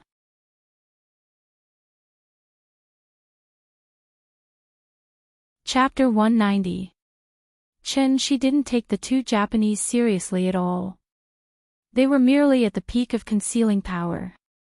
They couldn't even beat the big cat. Naturally, they were nothing to worry about. In the afternoon, the three little guys were not so enthusiastic about ice skating. Children were a little bit fond of the new and tired of the old. Perhaps because they thought they had learned it, after playing for a while, they began to wander around and came to the ice hockey area. Ice hockey was a recently popular ice game in Shangjing. This game was born 300 years ago during the Qianlong period, flourished during the Republic of China period, and gradually disappeared in the 1980s and 1990s.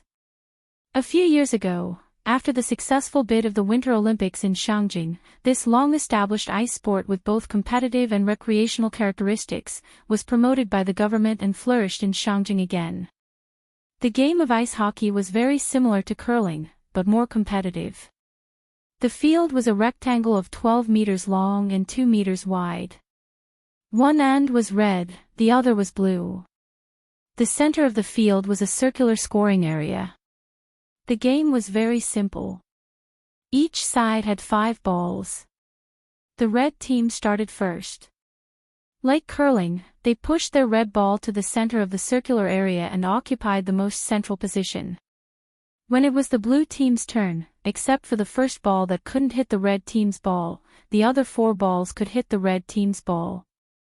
Because the friction on the ice was very small, the ice ball could slide far away if it was hit slightly. The core of the game was to hit the opponent's ball and let your own ball stay in the central scoring area. After the 5 balls were hit, the score was calculated according to the scoring area occupied. Whoever had the highest score would win. It's like playing marbles. Simple. I know how to play. After Qin briefly explained the game to the 3 little guys, they immediately jumped up in excitement. She was now a master of marbles, and the 2 brothers played with her more often than not. After listening to Qin's explanation, the little guys suddenly felt that this game was similar to marbles. They couldn't help but be eager to try. The ice hockey area was very large, and many fields had been drawn on the ground. Qin took them to randomly choose a field, and the 3 little guys used rock-paper-scissors to decide who would play first. Rock-paper-scissors had never been the elder brother's strength, so he lost without any suspense. The little guy and the younger brother played first. She was on the red team, so she started first. How could a child know so much? So the little guy didn't even consider how much strength he should use. He kicked the red ball right in front of his younger brother, which made the 2 brothers laugh out loud. Qin shook his head as he watched. The little fellow pouted, looking unhappy. Seeing this, Qin squatted beside her. After reaching out and pinching her little face, Qin said to the little fellow, "Nian Nian, this is ice. Ice is very slippery, so you have to be gentle and control your strength. Let the ball just slide to the middle." As he spoke, he gently pushed out a red ball as a demonstration. The red ball stopped at the center of the 5-point zone. The little girl was so shocked that she opened her mouth and clapped her hands excitedly. "Papa is so awesome. Papa is so awesome." It didn't matter if he wasn't powerful, as long as his father was. Qin stood up, rubbed the little fellow's head, and let the 2 brothers try their strength. After they had adapted to how much strength they should use, the ice hockey game began again. The reason why this game could become popular overnight was mainly because it was easy to learn and could be played by men and women, old and young. The 3 little guys had experience playing marbles, so they learned it at once. Seeing that they were playing back and forth, Qin watched the game with a smile. There were too many entertainment projects in the Shikahai skating rink. After they were tired of ice hockey, Qin also took them to play ice bumper cars, ice motorcycles, and other projects. After they played one by one, it was 5:00 in the afternoon. At 5:00, the sky was already dark, and the outdoor lights around the skating rink were turned on one after another. The Shikahai skating rink had a night show, and it would be open until 10:00 in the evening. The amusement park was right outside their home.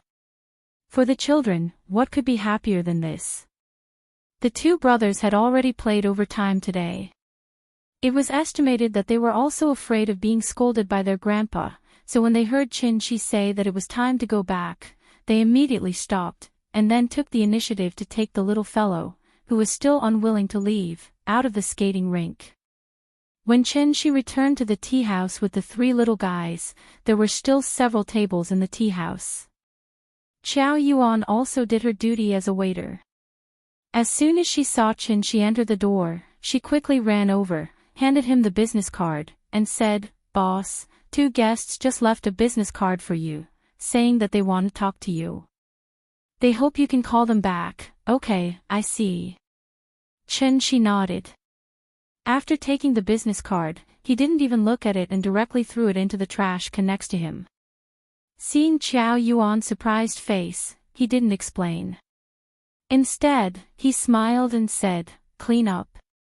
We should close." "What about the guests?" "Tell them we're closing." "Oh, okay."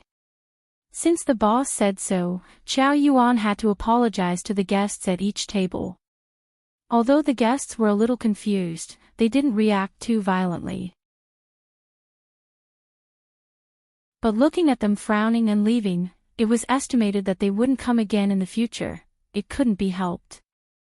The boss was so capricious that he didn't do business. While Chow Yuan was still busy cleaning up, Gu Lao took the two brothers to say goodbye to Chin-Shi. "Sister, goodbye. I'll come and play with you tomorrow." "Okay. Goodbye." The little girl stood beside Chin-Shi and waved her little hand at the two brothers reluctantly.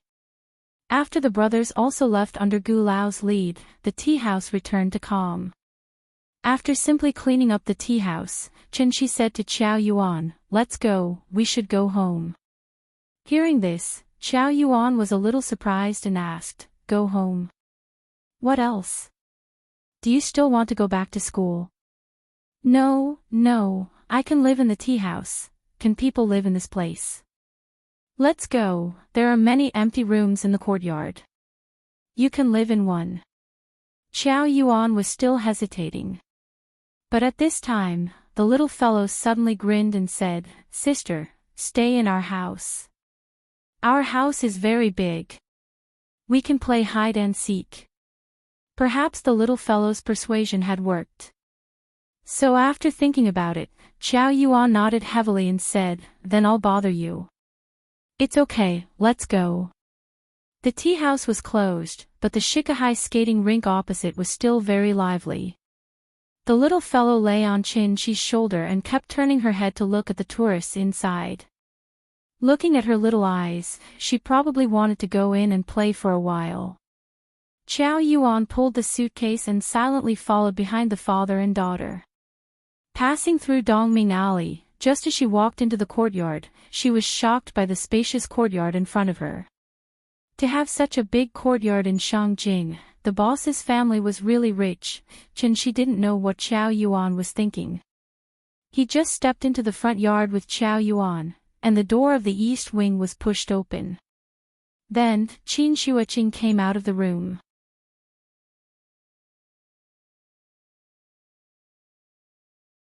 Chapter 191. When Chow Yuan saw Qin Shuiqing walk out from the east wing, she was shocked by her beauty. Chow Yuan knew Qin Ruoying, but she had never seen Qin Shuiqing before. The two sisters didn't look alike. The only thing they had in common was probably their beauty. If they were to be compared to flowers, then Qin Ruoying was obviously a noble and elegant peony, while Qin Shuiqing was a snow lotus blooming on the peak of Tian Shan Mountain. The former was approachable, while the latter was unapproachable. Compared to them, Chow Yuan was like the most common wild chrysanthemum by the roadside. Her sister-in-law's aura was too strong, like a sword that was about to be unsheathed at any time. That scared the little girl. Even though Chin-Shi didn't turn around, he could feel the uneasiness coming from Chow Yuan. Therefore, after a simple greeting to Qin Shuiqing, Chin-Shi brought Chow Yuan directly to the west wing. There were 3 rooms in each wing, but the middle one was slightly bigger than the other 2. You can stay here. There's a bathroom in the room, hot water, heating, and so on. But you have to bring your own toiletries. I already brought them. Okay, then you can pack up first. I'll call you when it's time to eat later. Okay. Thank you, boss. After explaining to Qiao Yuan, Chen Shi carried the little girl out of her room. At this time, Qin Ruoying heard the commotion outside, so she walked out of the west wing. The moment she walked out, she saw Qin Shuoqing opposite her. Qin Shuoqing was wearing a windbreaker today, which covered both her arms. However, the empty sleeve on the right seemed to be telling him something. Seeing this, Qin Ruoying couldn't help but have a complicated expression on her face. She knew her sister's character very well, so she didn't say anything to comfort her. Instead, she smiled naturally and said, "Yueqing, you're back." A seemingly normal greeting made Qin Shuoqing's expression melt like an iceberg, and she smiled for the first time. "Yes, I just came back." When Chen Shi carried the little girl out of the room, the sisters were greeting each other. The little girl turned her head and saw Qin Ruoying. Seeing her mother next to her, the little girl couldn't help but shout excitedly, "Mama! Mama!" Seeing this, Chen Shi quickly put her down. Then, the little girl called for her mother while running toward Qin Ruoying. Hearing the little girl's cry, Qin Ruoying hurriedly crouched down and hugged her in her arms. "Hey, Nian Nian, did you have fun today?" "Yes." "Mama, do you want to go ice skating with us?" "It's so fun." "No, Mommy still has to study. Otherwise, Daddy will get angry." Hearing this, the little girl couldn't help but pout as looking back at Chen Shi. She whispered, "Papa is so stingy." After hearing this silly child's complaint, the couple couldn't help but smile at each other. Then they couldn't help but laugh. The sister-in-law stood on the steps outside the East Wing, silently watching the family of 3 show off their love. She didn't come here to stand in the cold wind and pose. Looking at this posture, she probably had something to say to Qin Shi. Therefore, after letting the little girl wave to Qin Shuoqing, Qin Ruoying carried the little girl back to the room, and Qin Shi came to Qin Shuoqing. Since she was his sister-in-law, Qin Shi didn't need to beat around the bush with her, so he asked directly, "Why did you suddenly come back? Is it because of the 2 islanders who came to find me today?" "Yes, they are from Yinyang Liao." "Oh, ninjas." "No, they are Yinyang masters." "Yinyang masters? What's that?" "You don't know." "Why should I know?" Chen Shi replied matter-of-factly, which made Qin Shuoqing look at him in surprise. After all, in Qin Shuoqing's opinion, Chen Shi was an alchemist with a high cultivation base. In terms of strength, he was probably stronger than Su Fu, so there was no reason for him not to know the origin of the Yinyang masters. The so-called Yinyang masters were actually a variant of the alchemist lineage. Legend had it that after Su Fu left with 3,000 boys and girls, because he couldn't find the immortal medicine and was afraid of being punished by Qin Shi Huang, he simply fled to Japan to reproduce and become the divine emperor of Japan. It was hard to say whether Su Fu was the divine emperor of Japan or not. However, what was certain was that Su Fu must have gone to Japan back then and brought technology and culture to the Japanese, allowing the Japanese civilization to advance by leaps and bounds. In an instant, they had stepped into the Bronze Age from the Stone Age. Therefore, even until now, many places in Japan still had legends about Su Fu. There was even a Su Fu Park in Shingon City. As for the other shrines, tombs, and stone tablets that worshipped Su Fu, they were even more common.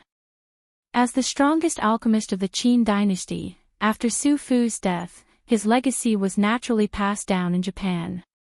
This was the origin of the Yinyang masters. After Qin Shuoqing briefly explained the origin of the Yinyang masters, Qin Shi nodded thoughtfully and then asked, "What is Yinyang Liao?" Yinyang Liao is backed by the government. You can think of it as the Wu Lian of Japan. I see, he nodded and immediately had an answer in his heart. Qin Shuiqing looked at Qin Shi's expression and couldn't help but frown. She hesitated for a moment and then suddenly asked, "Did you notice something? Can you tell me?" Her sister-in-law was very humble. It seemed that she was sincerely asking for advice. However, when Chen Shi heard her words, she didn't seem to understand. She opened her mouth and asked, Tell you what? Don't tell me you don't know about the phenomena during this period. I keep feeling that something big is going to happen. You're thinking too much. I don't have the ability to read fortunes." Chen Shi smiled and casually gave an excuse. Qin Wanqing would only be able to sense the spirit qi of heaven and earth when she reached at least the latter stage of qi refinement, which was the aperture opening state. The spirit qi revival wasn't the end of the world. It wouldn't be like the outbreak of the biochemical virus that caused monsters to run rampant. For mortals, the spirit qi revival only made their body condition better. The ones who were truly affected were martial artists and necromancers. Especially the latter. Chen Shi hadn't come into contact with the inheritance of necromancers, but from Qin Shuiqing's description, the direction of necromancers' cultivation should be somewhat similar to that of immortal cultivators. It was probably because the spirit qi on earth was too sparse, so the celestial being was the limit of necromancers. The so-called cultivation was actually more like evolution. The environment would limit the evolution of creatures. For example, the temperature during the Cretaceous period was 9 to 12 degrees higher than now, and the oxygen content of the atmosphere was several times higher than now. These conditions were conducive to the growth of creatures, which was why prehistoric creatures could grow so huge. Even insects at that time grew bigger than humans. Why didn't Qin Shi seize the time to cultivate? It was because in the current situation on Earth, the celestial being was the limit. He could slowly recover his strength through accumulation, but if he wanted to go further, it was almost impossible. Unless...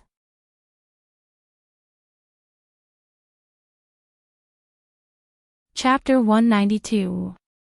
Earth became the heavenly jade realm.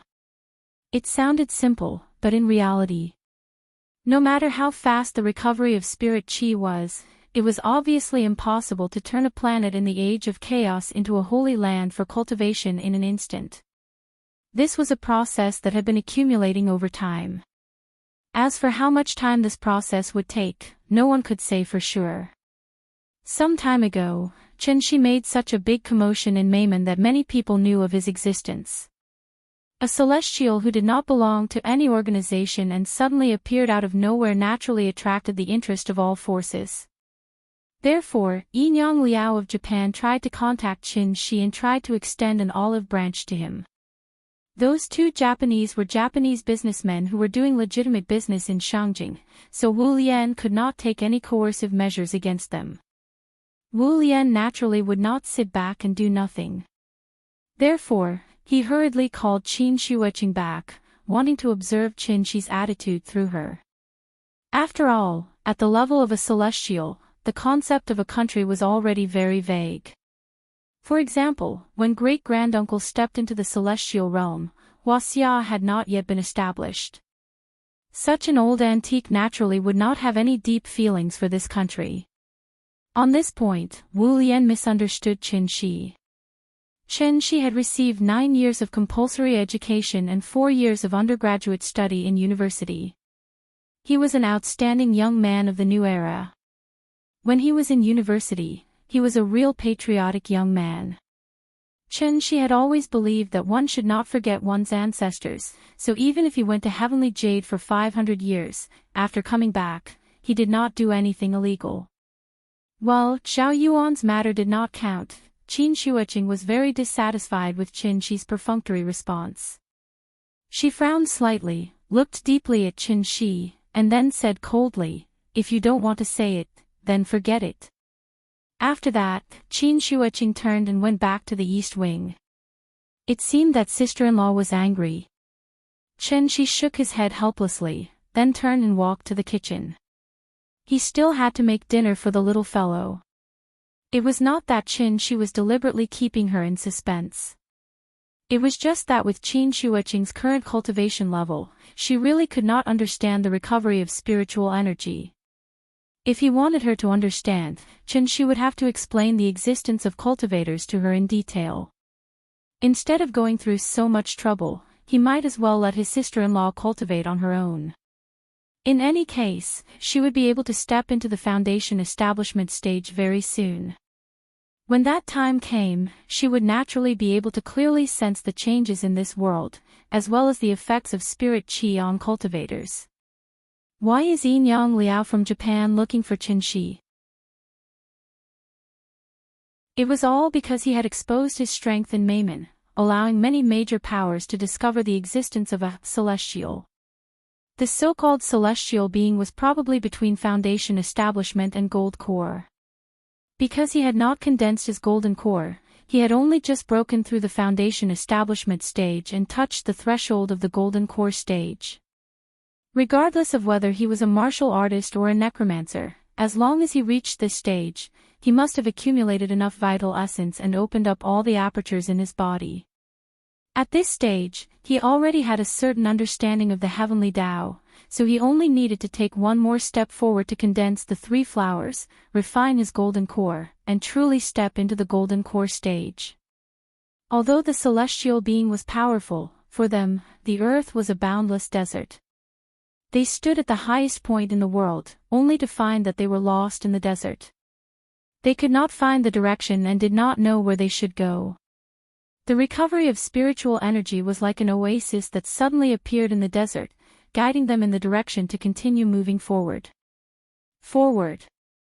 Forward again. The pure land was in front of them. Large-scale organizations with national backgrounds like Wu Yan and Yang Liao must have celestial being in charge.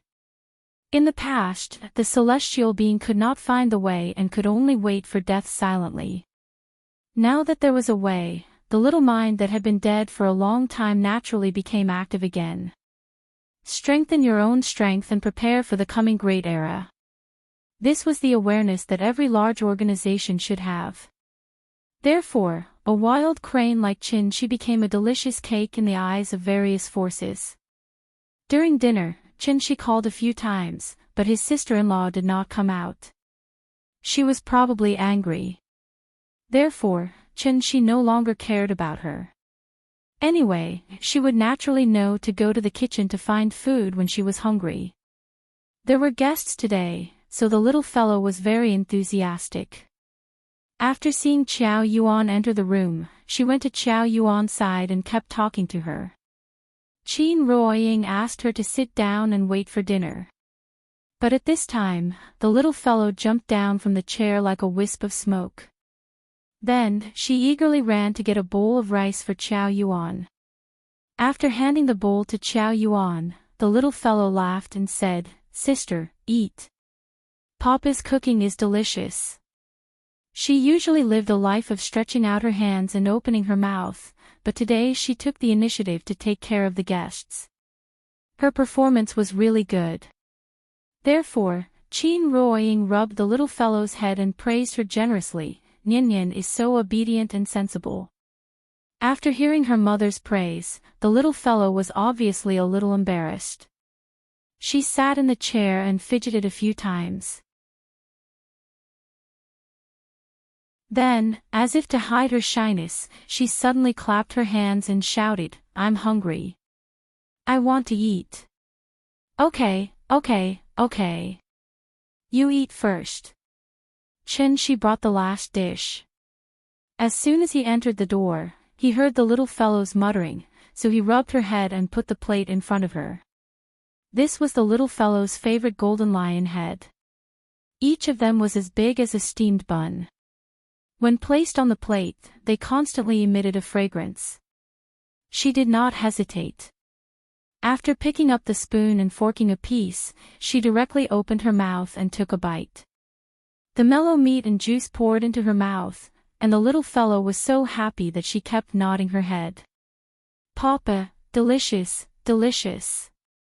After swallowing the food in her mouth, the little fellow patted Xiao Yuan and said excitedly, "Sister, try it. My papa made the lion head. It's delicious."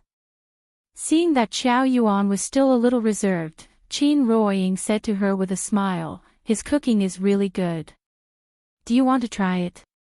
Hearing this, Xiao Yuan picked up the chopsticks and said embarrassedly, "Okay." She picked up a piece of lion head and took a small bite.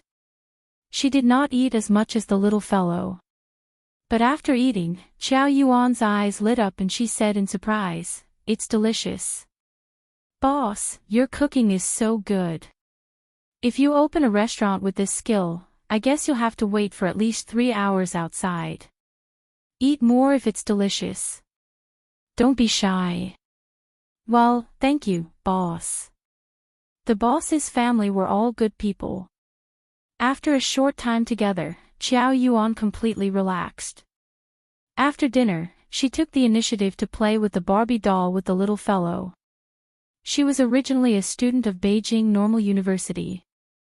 If nothing unexpected happened, she should become a glorious teacher after graduation. Looking at the lively and cute little fellow in front of her, Xiao Yuan suddenly had an idea in her mind. Maybe she could consider being the tutor of the little fellow.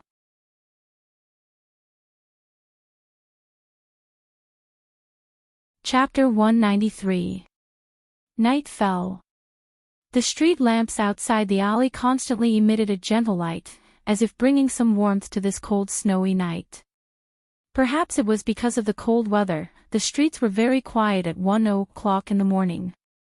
It was so quiet that it didn't seem like Shangjing City. A Toyota Alpha slowly drove down from the North Second Ring Road overpass and headed straight for Dishingmen Inner Street. After the car passed Dishing Bridge, it stopped in front of Dongming Alley. Then, a man in a suit got out of the car.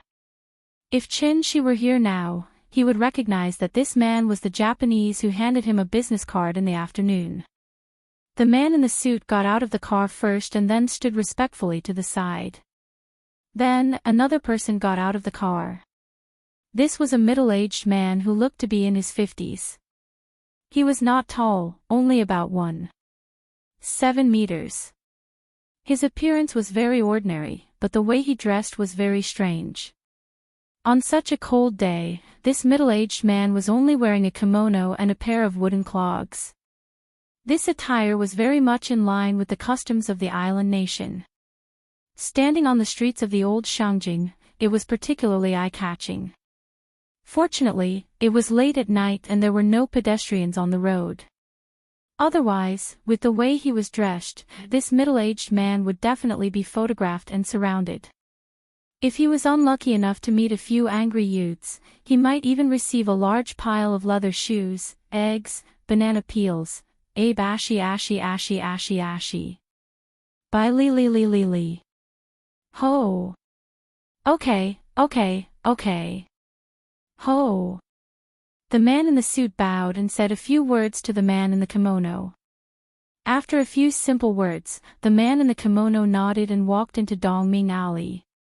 The man in the suit hummed a few times. When he looked up, he realized that the man in the kimono had already walked into the alley, so he hurriedly followed him. Perhaps it was because the man in the kimono held a high position in his heart, so the man in the suit deliberately bowed when he walked.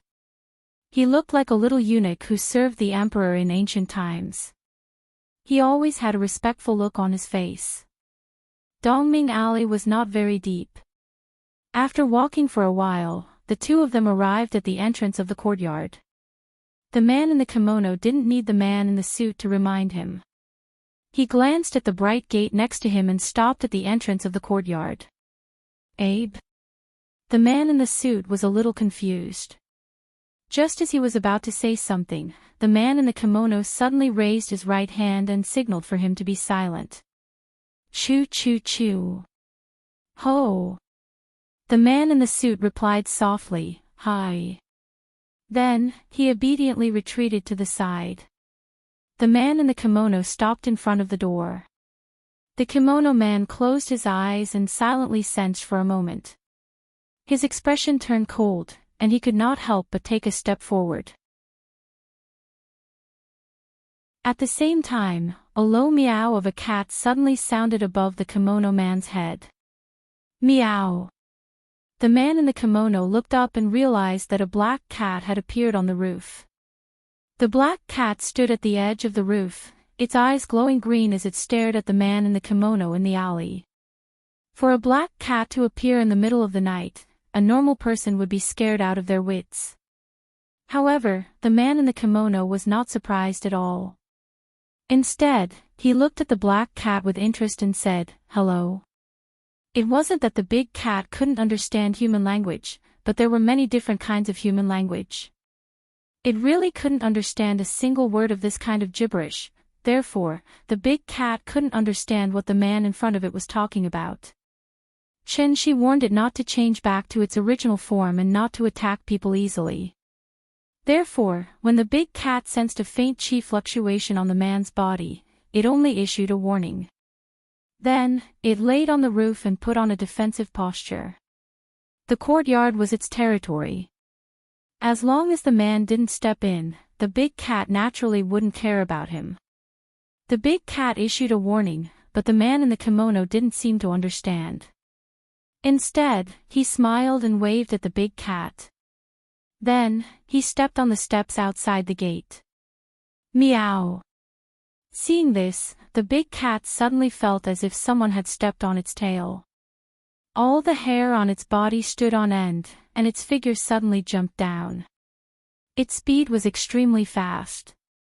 It jumped down from the sky and almost instantly pounced in front of the man in the kimono. The claws of felines could be retracted. When they weren't hunting, they would retract their claws into their fleshy palms. This was because it effectively prevented the claws from being worn out and at the same time, prevented them from hurting their own kind. The big cat looked fierce, but in fact, it didn't extend its claws. This was because it was only trying to intimidate the other party and scare him away. However, although it was intelligent, compared to humans, it was still a little too simple. When he saw the big cat jump down from the roof and pounce on him, the man in the kimono didn't panic at all. Instead, a faint smile appeared on his face. The big cat just wanted to scare him away, but the man in the kimono directly attacked. While the big cat was still in midair, the man in the kimono suddenly raised his right arm. From bottom to top, he directly hit the big cat's belly with his palm. Bam! This palm had been brewing for a long time. When it hit the big cat's body, it even made a muffled sound. Immediately after, the big cat's thin and small body was directly sent flying. After flying a few meters, the big cat fell heavily to the ground. Fortunately, it was a monster. Its skin was rough and its flesh was thick. In addition, it had cultivated the great wilderness physical training technique that she had given it. Therefore, after taking a hit, the big cat was actually fine. It shook its body and stood up again. Meow. Even a human would be enraged after being hit by such a palm for no reason, let alone a wild beast like him. After being attacked, the big cat didn't hesitate at all. After getting up from the ground, its body rapidly expanded, and in an instant, it changed back to its original form. The big cat's body didn't become bigger to scare people, but to increase its combat power. Monsters could only rely on themselves. Therefore, in theory, the bigger their body, the stronger their combat power. Seeing the black cat in front of him turn into a black panther whose body was comparable to a fierce tiger's, the man in the kimono wasn't surprised at all. Instead, he smiled and said, "Yori yori." Just as he was putting on the airs of an expert, the big cat had already turned into a black shadow and pounced towards him again. This time, the big cat really treated him as prey. Although the man in the kimono had succeeded in his attack, when he saw the big cat pouncing on him again, he didn't let his guard down. Instead, he suddenly put his palms together in front of his chest and instantly formed several hand seals. Yori yori yori. Yori yori yori, if translated in Hua Xia, it would be.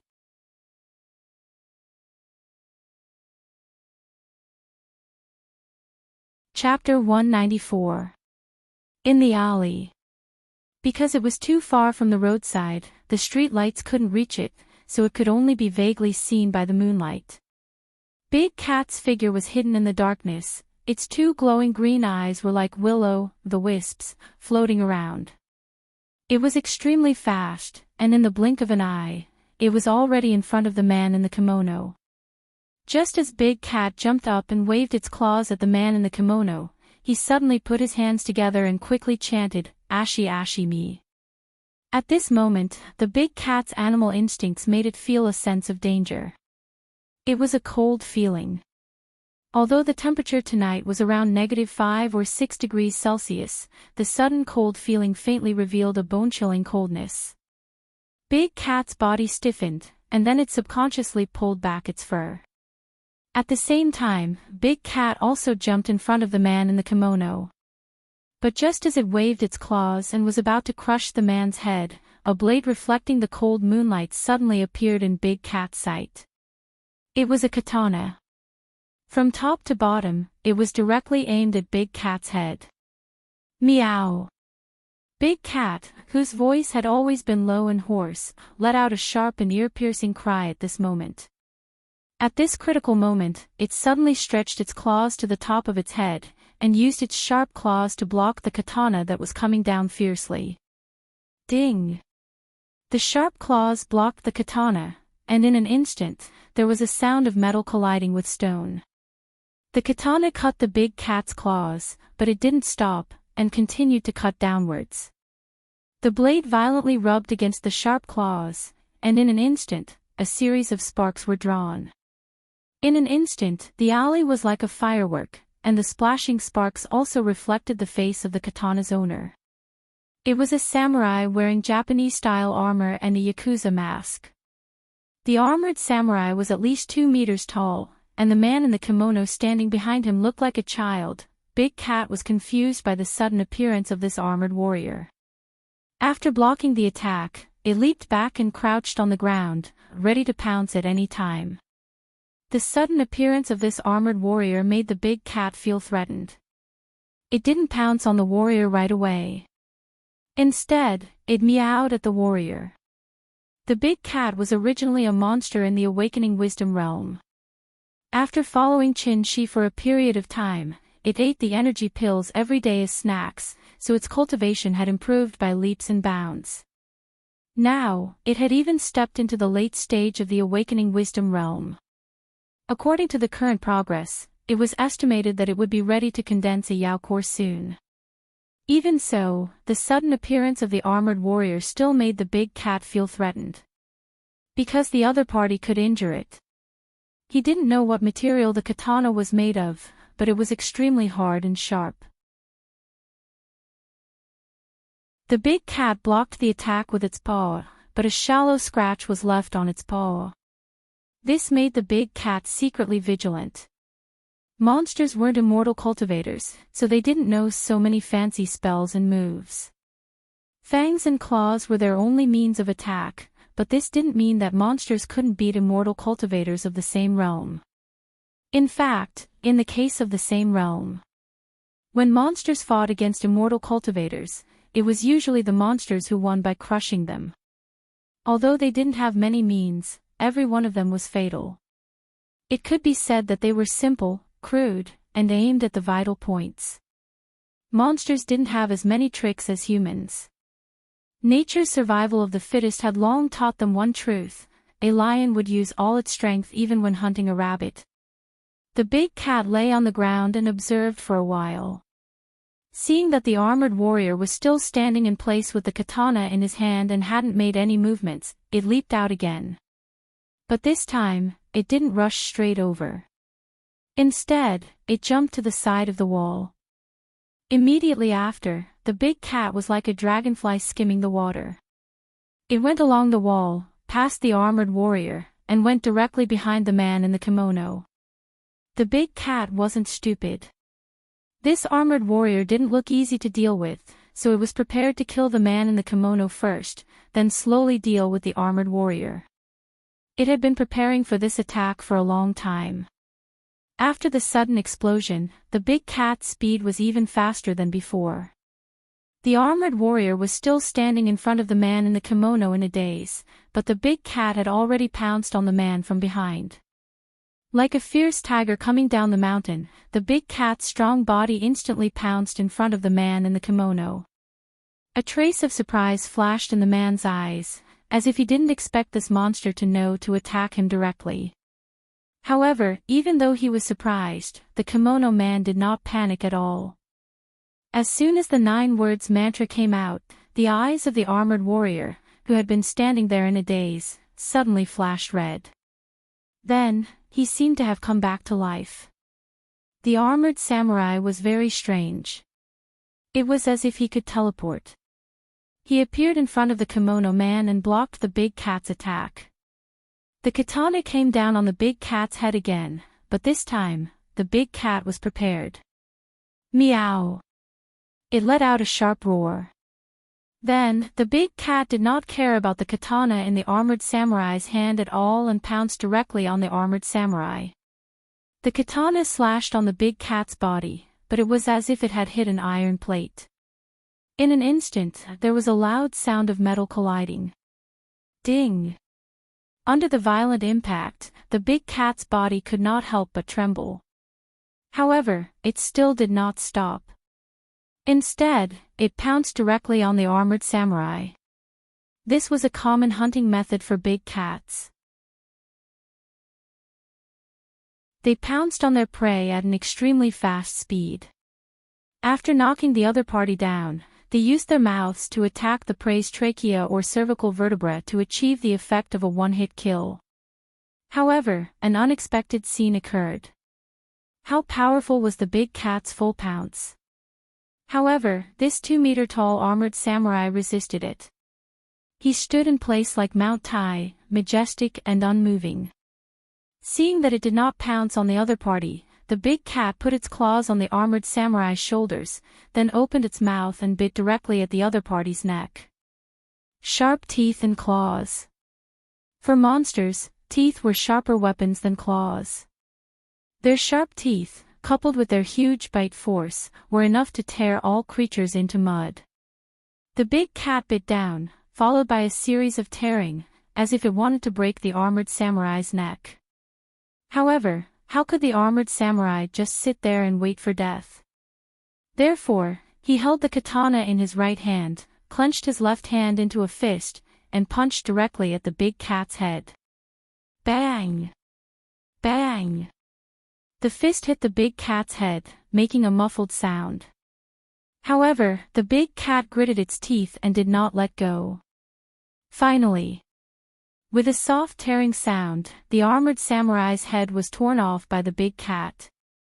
Seeing that its attack had succeeded, the big cat jumped off the armored samurai's body with the head in its mouth. However, the strange thing was, the armored samurai's head was gone, but he still stood straight in place. The big cat loosened its teeth and threw the head on the ground. His head rolled a few times on the ground before coming to a stop. However, at this moment, the big cat realized, this was not a head, it was just an empty helmet.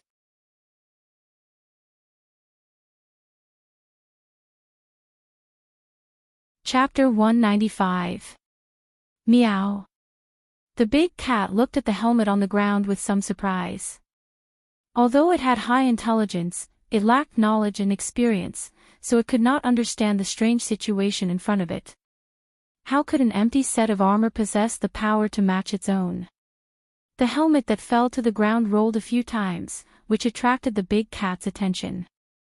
While it was distracted, the headless armor began to move again.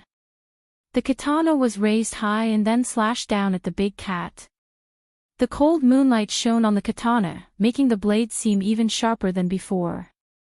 The big cat quickly dodged to the side, but the armored samurai followed closely. After the first slash missed, the armored samurai continued to slash a second time. One slash after another, without the slightest pause, as if he never knew fatigue. This armor was obviously a dead object, similar to a puppet doll. The big cat did not have the habit of fighting with this kind of dead object. Therefore, it could only keep dodging. However, the armored samurai followed him like a shadow. He held his katana and kept chasing after him without stopping for a single breath. The big cat retreated more than 10 meters, but the armored samurai was still chasing after it.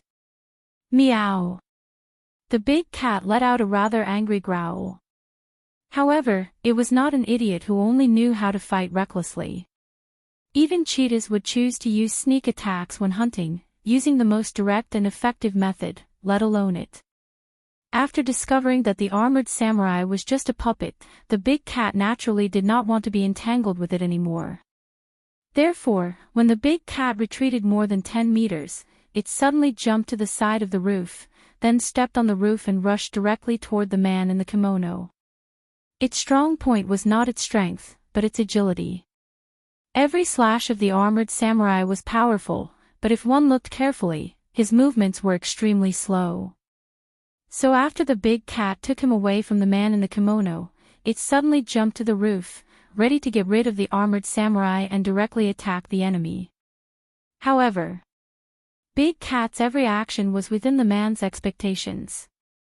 Seeing the black cat pouncing towards him again, the man in the kimono couldn't help but sneer. Wild beasts were still wild beasts after all. Apart from being reckless, there was nothing else they could do. The purpose of the test had been achieved, and the kimono man was no longer interested in playing with the big cat. Thus, he took out a yellow rectangular piece of paper. There were many strange patterns and lines drawn in ink on the paper.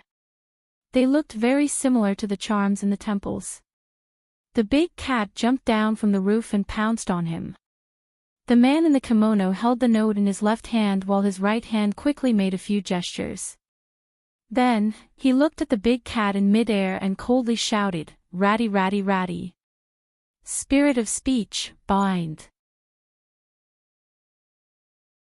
As soon as he finished speaking, the piece of paper that was still intact a moment ago instantly turned into countless fine white ashes and disappeared from his hand as if it had been burned by fire. Meow! Suddenly, the big cat let out a slightly panicked scream. Because it found that its body had strangely stopped in mid-air. As if someone had pressed the pause button, the scene instantly froze. The big cat maintained its pouncing posture and stopped in mid-air, unable to move at all. This was the method of a yin-yang master. In addition to summoning spirit-branded retainers, they also knew yin-yang techniques. This was the foundation of yin-yang masters in the world.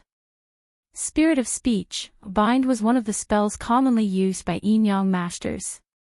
This spell was somewhat similar to the one Qin used to play with his sister-in-law. However, the man in the kimono used a proper yin-yang technique, while Qin used force to break through the technique, directly using his true essence as a tentacle. Spirit of speech, bind had a long and short duration, and it would constantly change according to the cultivation of the caster and the target. After all, the big cat was an intelligent monster, so it was bound for less than 3 seconds. 3 seconds seemed very short, but in fact, it was enough for a lot of things to happen. For example, the armored samurai was already rushing over with his katana. Just as the big cat broke free from its bindings and continued to pounce on the man in the kimono, the katana glinted coldly and directly cut the big cat in the middle. Cut in half. If it was a normal wild beast, it would naturally be cut in half by this attack. However, the big cat was a monster. When it was in battle mode, its fur would stiffen and harden, turning into something comparable to armor to protect itself. Thus, when the katana cut the big cat, it immediately created a series of sparks on its fur. The katana's blade was extremely sharp and this cut was a solid one, so the big cat immediately cried out in pain. Meow! It was injured. After being hit by this attack, the big cat's body suddenly felt as if it had been hit by a heavy hammer, and it fell heavily to the ground with a dull thud. The big cat fell to the ground, but it didn't hesitate at all. It got up and ran, jumping back to the roof in an instant. It really suffered a big loss this time. After seeing the big cat jump back to the roof, the man in the kimono had a surprised expression on his face. He originally thought that this monster would be seriously injured even if it didn't die, but he didn't expect that this attack would only hurt its fur. The monster in front of him didn't have much attack power, but its defense was really beyond his imagination. After a short confrontation, the alley temporarily returned to peace. The big cat lay on the roof, and its glowing green eyes stared at the man in the kimono below. After the man in the kimono sized up the big cat on the roof, the expression on his face became a little serious. He didn't see the owner of this place come out after such a fierce fight, so he guessed that the other party wanted to test his strength through this monster. He didn't come here to play with this beast. If he couldn't even take care of a pet guarding the door, then he might as well go home now. Thinking of this, the man in the kimono couldn't help but look down at the katana in the armored warrior's hand. When he saw the bloodstains on it, the man in the kimono nodded in satisfaction. Then, he took out 3 talismans from his arms. Don't let others look down on you. The big cat had already suffered a loss from the talismans, so when it saw the man in the kimono take out 3 yellow talismans, it immediately let out a low growl. Meow! The big cat grimaced. An injured beast was the most terrifying. This man in the kimono had completely angered it. However, when the big cat let out a low growl, it suddenly sensed something and quickly turned its head to look to the side. A figure appeared beside it at some point.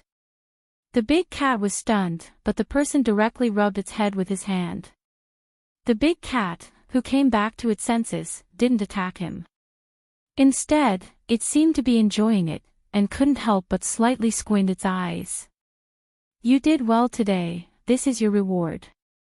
The person lightly patted the big cat's head, and then stuffed a few pills into its mouth. The big cat swallowed the pills, and then rubbed its body against the person's leg. The ink leopard, whose body was comparable to a fierce tiger, was nestled under the person's leg at this moment, and constantly let out a pet cat's meowing sound. It looked really strange, in the alley. The man in the kimono looked up at the scene in front of him, and couldn't help but frown. He really didn't understand.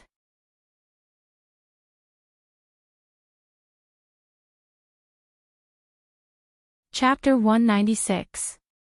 In the quiet alley, under the dark night sky. The young man who suddenly appeared on the roof immediately attracted all the attention of the man in the kimono. When did he get here? Where did he come from? How did he appear on the roof in the blink of an eye? The man in the kimono looked very calm on the surface, but there were waves in his heart.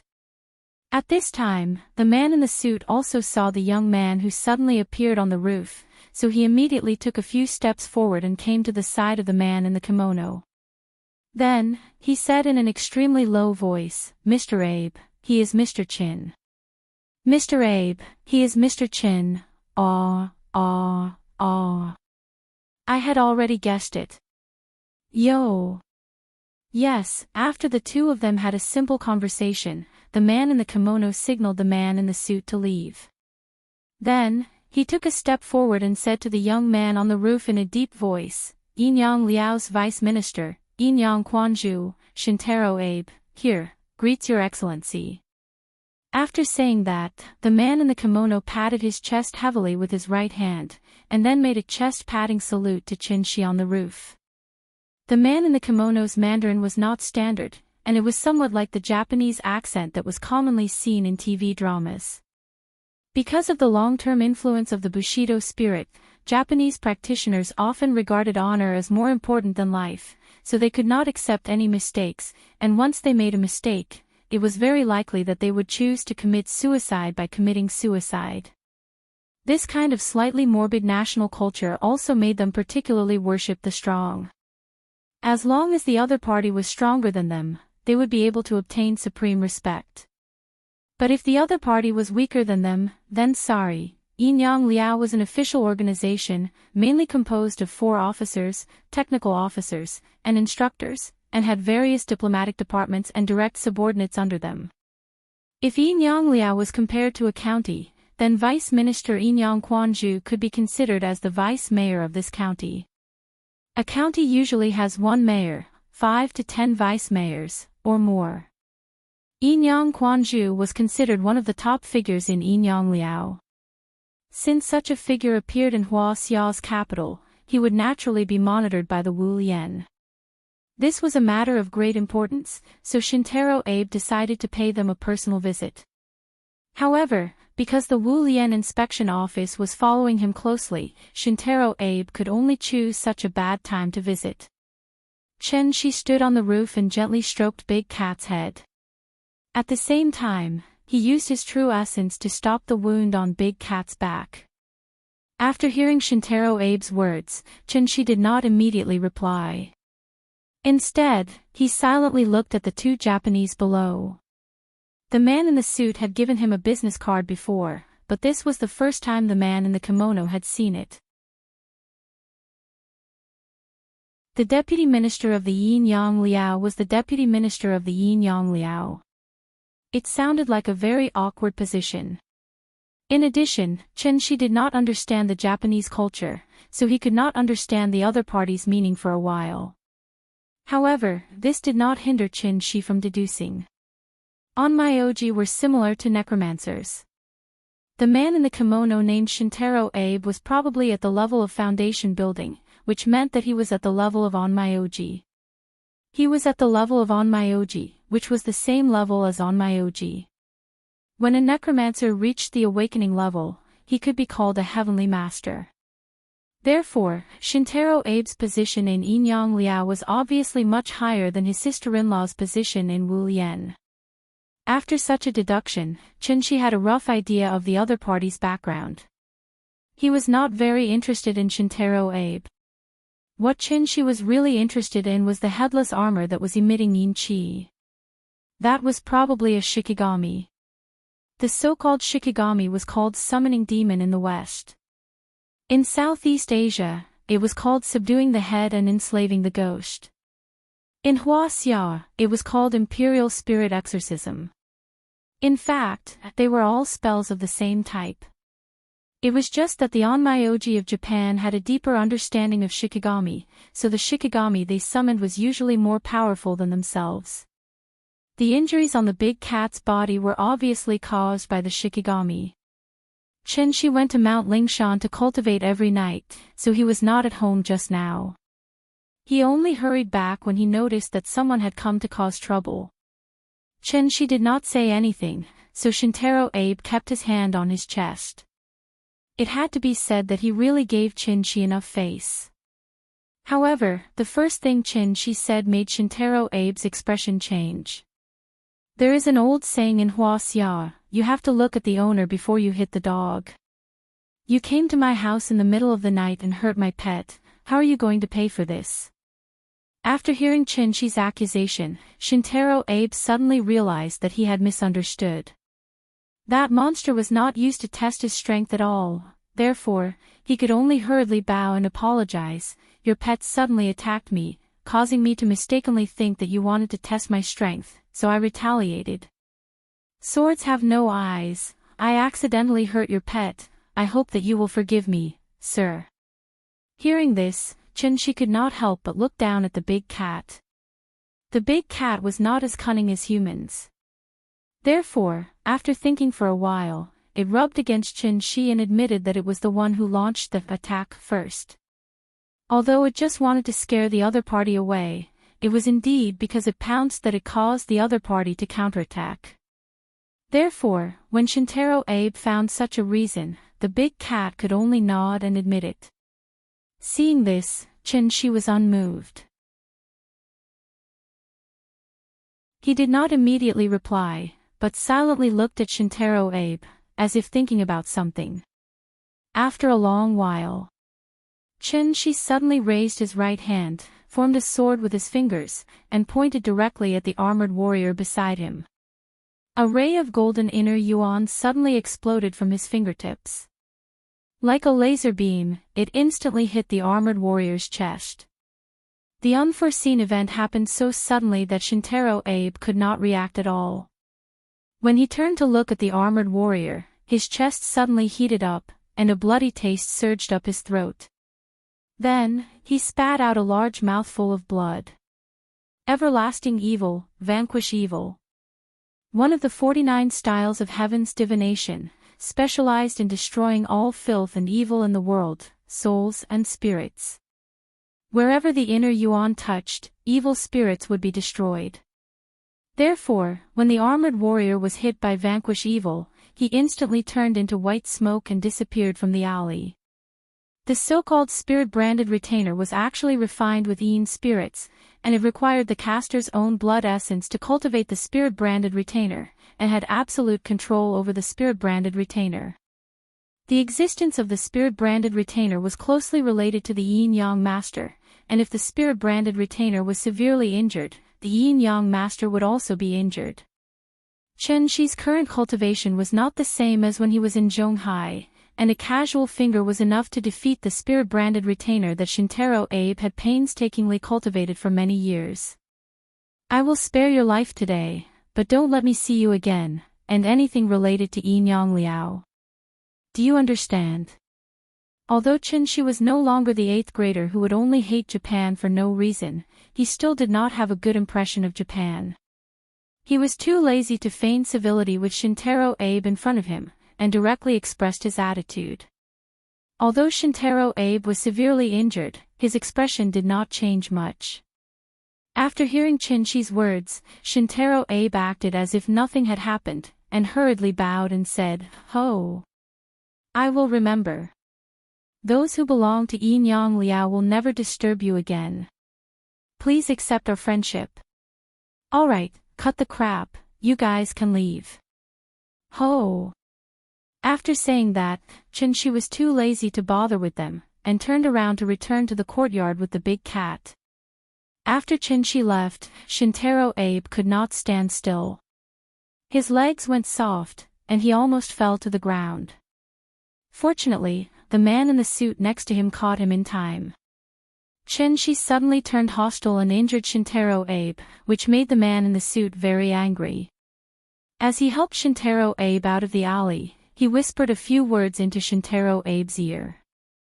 But what the man in the suit didn't expect was that after Shintaro Abe heard this, he slapped him in the face and scolded him. "Ah!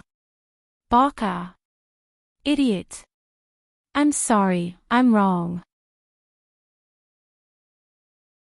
What kind of existence was a celestial being? Shintaro Abe thought that the man in the suit was actually thinking of revenge. This kind of thinking was really stupid. Because his motto was, there were no eternal enemies or eternal friends in this world. There were only eternal interests. Although the visit ended in failure, Shintaro Abe didn't think it was too bad. After all, the great era was coming. An individual's strength would always be powerless in the face of a huge organization.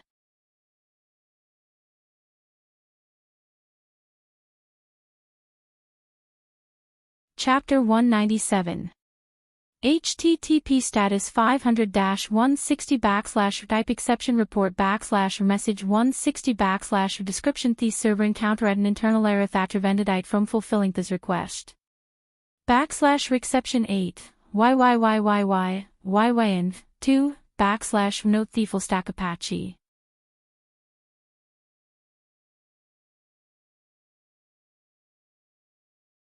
Chapter 198. Because of the opening of the skating rink, the businesses near Hohai also welcomed the peak season, so Chen Shi was really picking up money recently.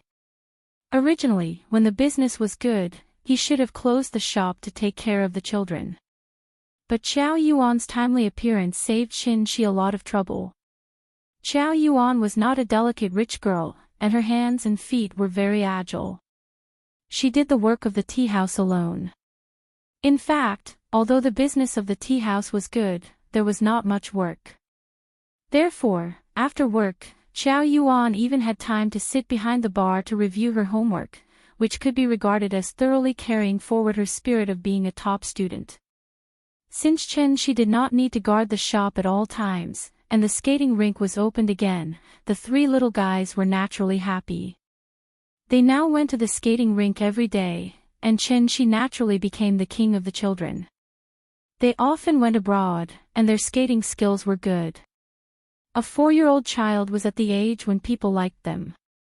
In addition, they did not cause trouble to annoy people, so after a period of time, most of the staff of the skating rink knew these 3 cute little guys.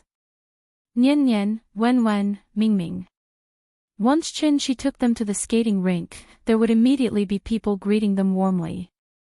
The bustle of Hohai was always intermittent, and in the blink of an eye, it was already February. February 8th, after the beginning of spring, Little New Year. With the start of the first wave of homecoming craze, the peak period of the Shikahai skating rink was finally over.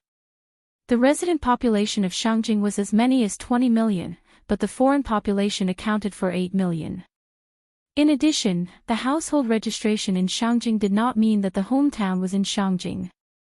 Therefore, once the homecoming craze started, when people left Shangjing with a year's harvest, the bustle of Shangjing became desolate at a speed visible to the naked eye. Gu Lao's hometown was in Jizhou, so he also took the 2 brothers away. This time, they would have to come back after the Lantern Festival.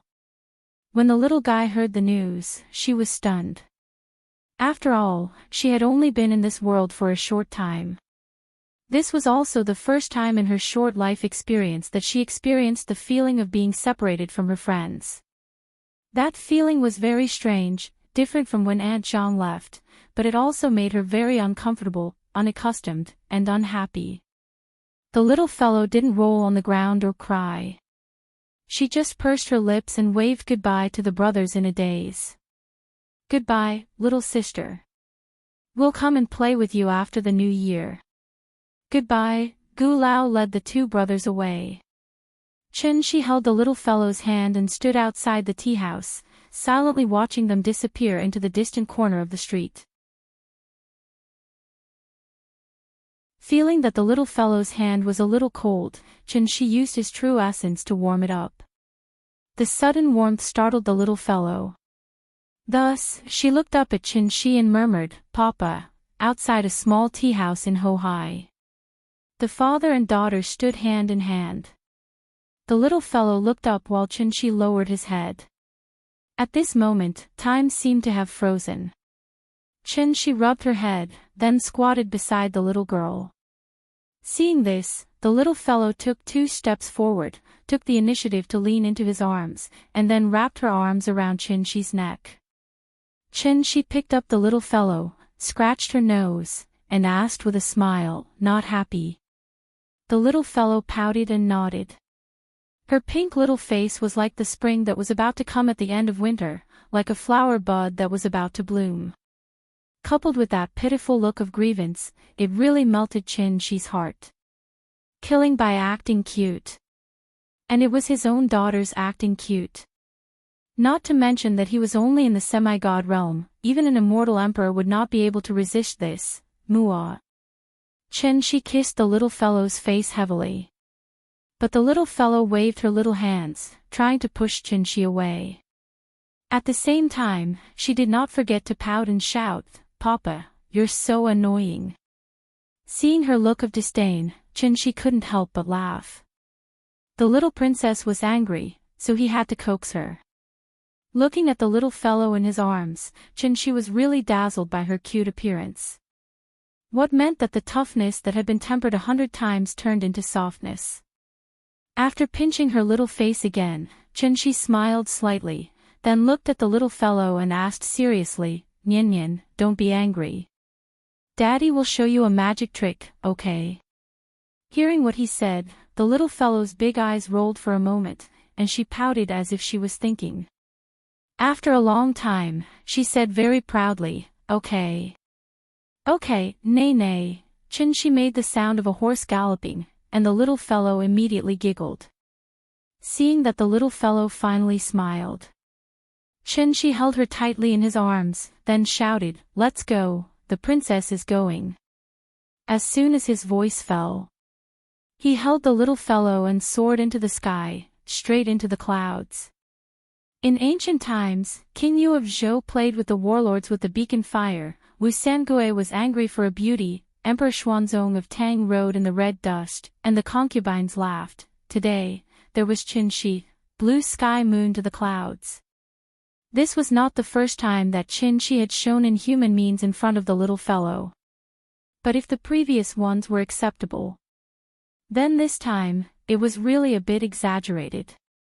He held the little fellow and soared into the sky, and in an instant, he had flown into the clouds.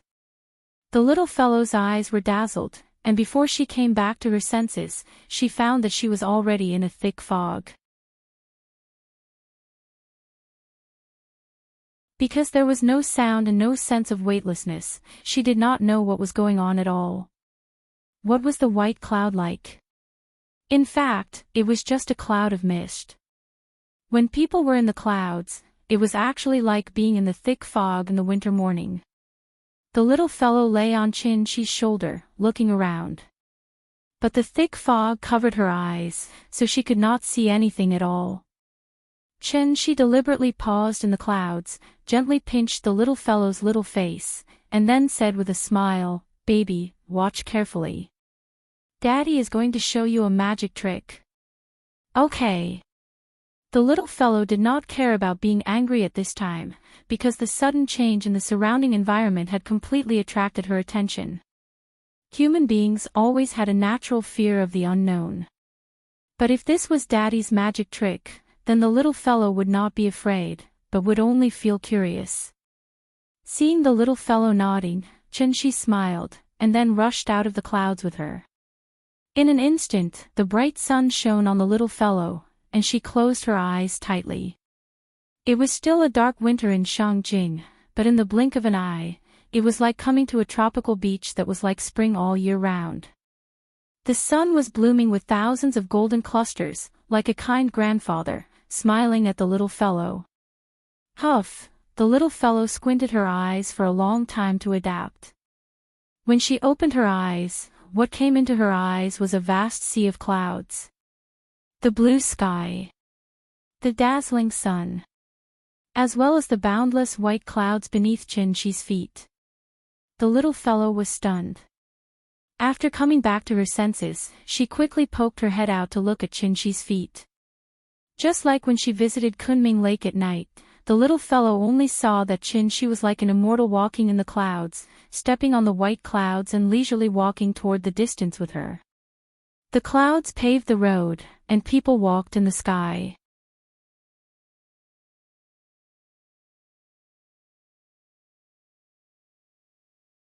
Chapter 199.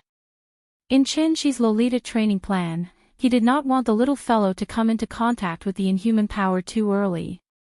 Therefore, when he took the little fellow to the clouds to take a look at the scenery, Qin Shi quickly took the little fellow back to the ground.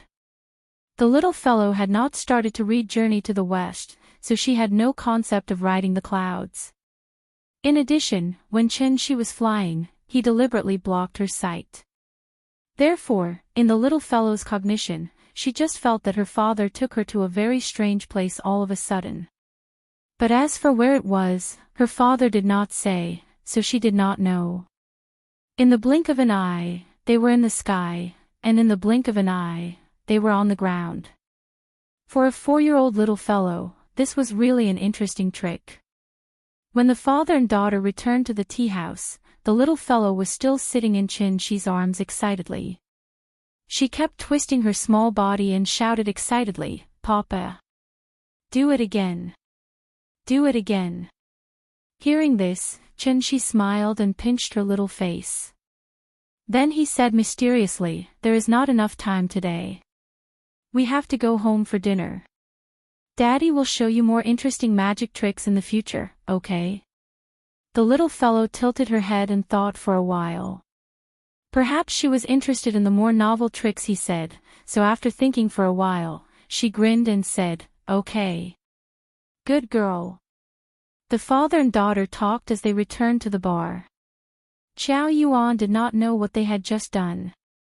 When she saw Qin Shi coming over with the little fellow, she immediately got up and said, "Boss, this is today's account. Do you want to see it?" While speaking, Qiao Yuan handed over the bill. Qin Ruoying used to calculate the account when she had nothing to do, but Qin was completely a hands-off boss. Therefore, after opening the business for several months, she had not seen him calculate the account even once. The little girl was smart, diligent, and attentive. Even though Qin didn't arrange any work for her, Qiao Yuan still did the accounts for this period of time clearly. Every day's income was clear at a glance. Qin took the account book from Qiao Yuan's hand. After glancing at it casually, he put the account book back on the bar. Qiao Yuan got up and gave him the position of the shopkeeper. Qin did not refuse. He sat on the chair with the little fellow in his arms. He opened the drawer under the bar and saw the profit of the tea house this month. The red 100 yuan bills were placed in a pile, and the 50s and 20s were placed in order. After a rough count, there were tens of thousands of them. Qin casually fiddled with the money in the drawer. Then he took out a stack from the inside and put it directly into Qiao Yuan's hand. You've been working here for more than a month. It's been hard on you. This is your bonus and salary. Take it. Looking at the stack of $100 bills that Qin handed over, Qiao Yuan froze on the spot. Even if there were not 10,000 in this stack, there were at least 8,000. When she came, she did not think about asking for a penny. Now that Qin gave her so much money, Qiao Yuan naturally could not accept it. No. I can't take this money. Working in the tea house is so boring. I didn't do much, and I owe you a big favor. I can't take a penny from you. As she spoke, Qiao Yuan ran out of the bar counter like a wisp of smoke. Looking at her, she was probably afraid that Qin would insist on giving her the money. Seeing this, Qin could only purposely keep a straight face and said to Qiao Yuan with a serious face, "That's another matter. It's already the spring festival. If you don't accept this money, then I'll be angry." "No, I can't take your money. Dad as well. Our family is not short of money, and I don't want money," Qiao Yuan said very hesitantly. She did not want to take a penny, but Qin's attitude was so firm that it put her in a difficult position. Qin wanted to give it, but Qiao Yuan did not accept it. At this time, it was natural for the little fellow to come forward. So, Qin put the money in the little fellow's hand and put her on the ground. Without waiting for Qin to say anything, the little girl held the money and ran to Qiao Yuan's side, then raised her hands high and smiled sweetly, "Sister, your money." This move was fatal to both men and women. As soon as Qiao Yuan saw the little fellow's sweet smile, she subconsciously took the stack of money from her hand. Seeing that she had accepted it, the little girl ran back to Qin's side with her short legs and laughed, "Papa. Sister will accept it. You are still the best." Qin smiled and pinched the little fellow's little face. After picking her up from the ground, he said to Qiao Yuan with a smile, "Let's go. It's time to close." "Ah." Qiao Yuan stood there with the money in her hand. After hearing Qin's words, she asked in surprise, "Closed so early? It's not even 3 o'clock yet. Let's go. It's the new year. Do you still want to work overtime?" Qiao Yuan was stunned for a moment, and then suddenly understood something. She nodded quickly, packed up, and left the tea house with Qin. Since the tea house was closed, Qiao Yuan naturally should go home. After she packed her luggage, Qin sent her out of Dongming Alley. There were fewer pedestrians on the street. That kind of desolation that suddenly filled the air should be the so-called New Year's smell. Qiao Yuan thanked Qin again and again. After getting in the car, she stretched out her hand and waved goodbye to the father and daughter. Watching the taxi gradually go away, the little fellow suddenly thought of the brothers. So, she sat in Qin's arms and murmured thoughtfully, "Papa, is it the new year again?" After hearing her faint murmur, Qin could not help but frown. The little fellow was different from other children. She did not like the new year. Because every new year, she only had Aunt Zhang by her side. After the old and the young had dinner as usual, Aunt Zhang would sit on the sofa with her in her arms and quietly watch the New Year's gala.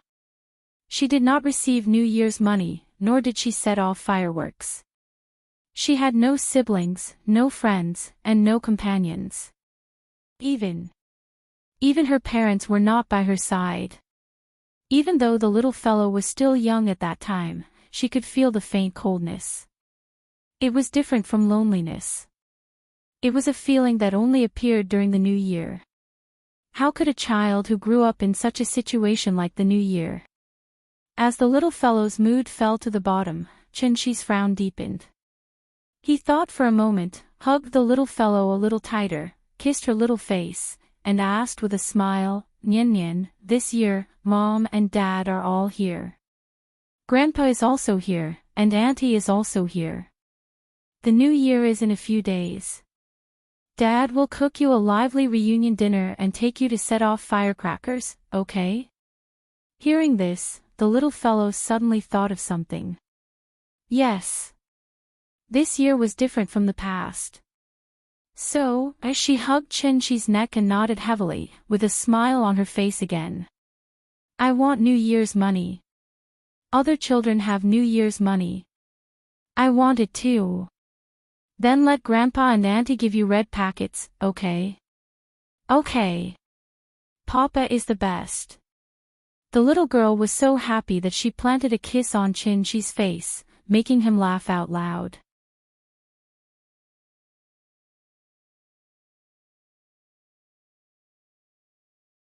Chapter 200.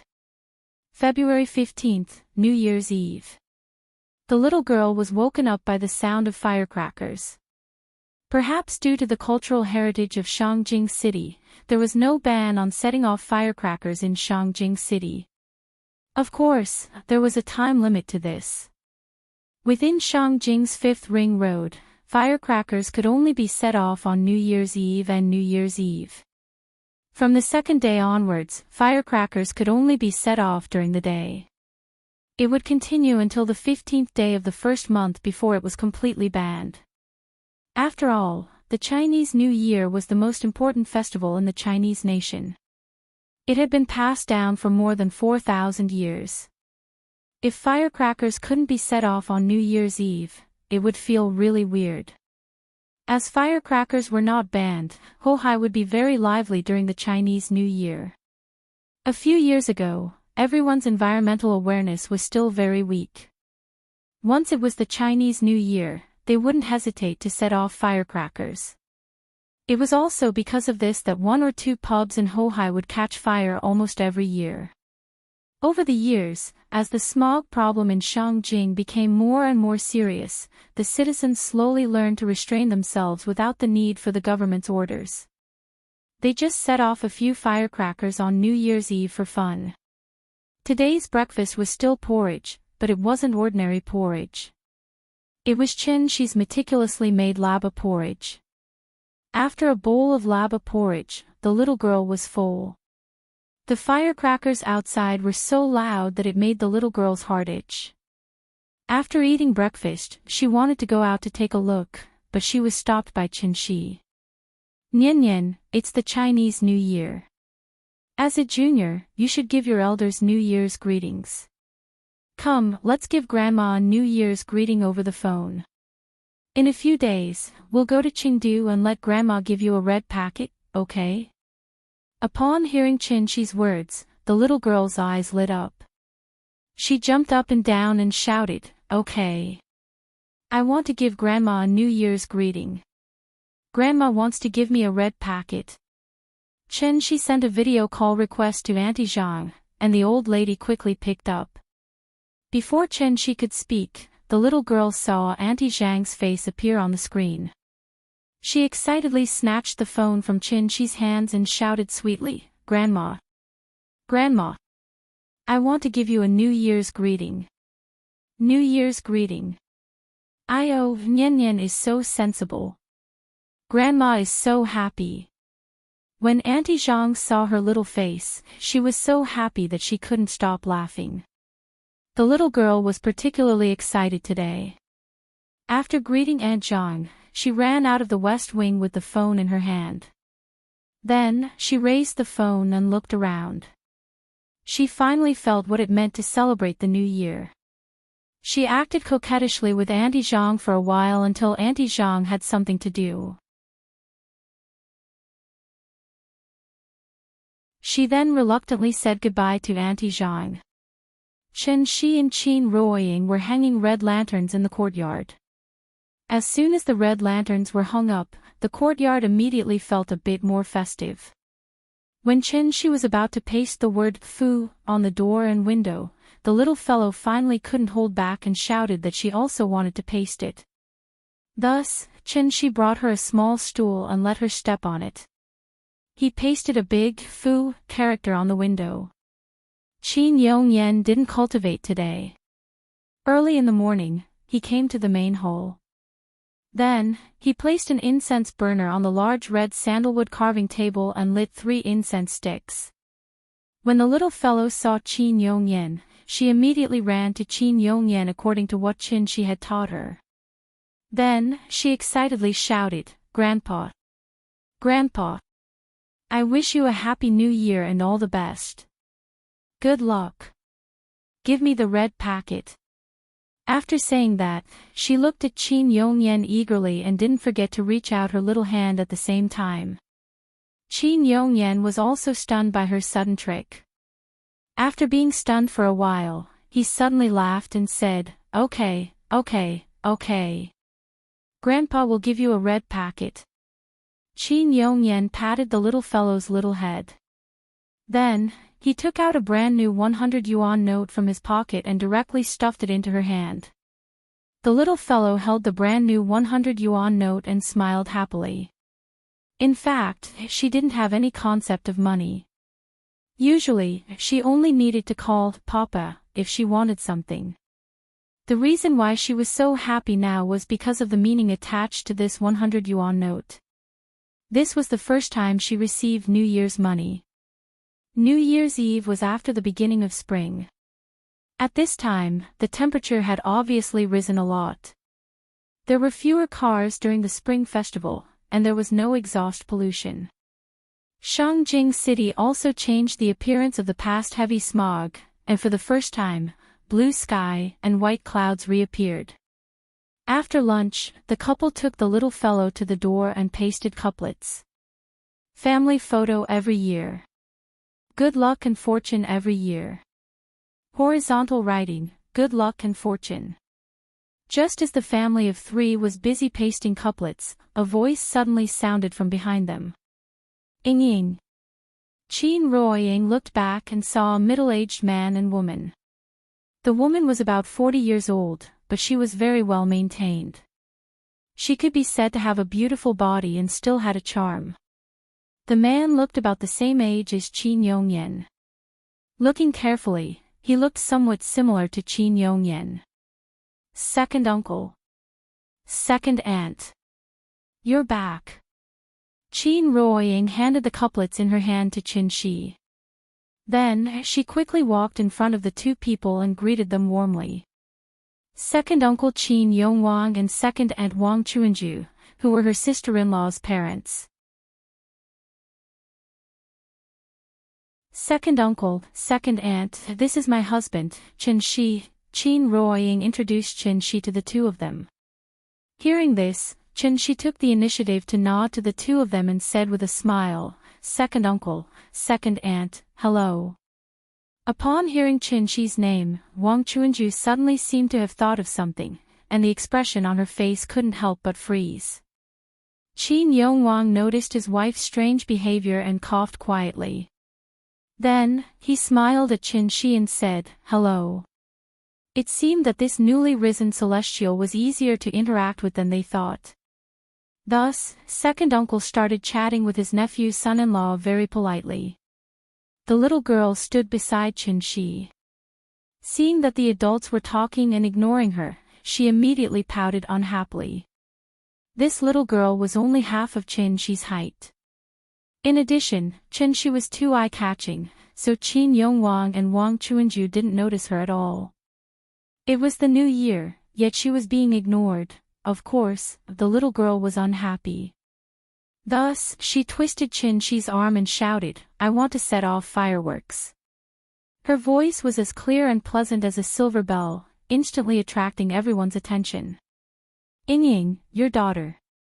Wang Chuanju's eyes lit up when she saw the little girl who looked like a porcelain doll. "Yes, she's called Chen Nian." Qin Ruoying led the little girl away from Qin Shi and said, "Nian Nian, great-great-aunt." "Great-aunt."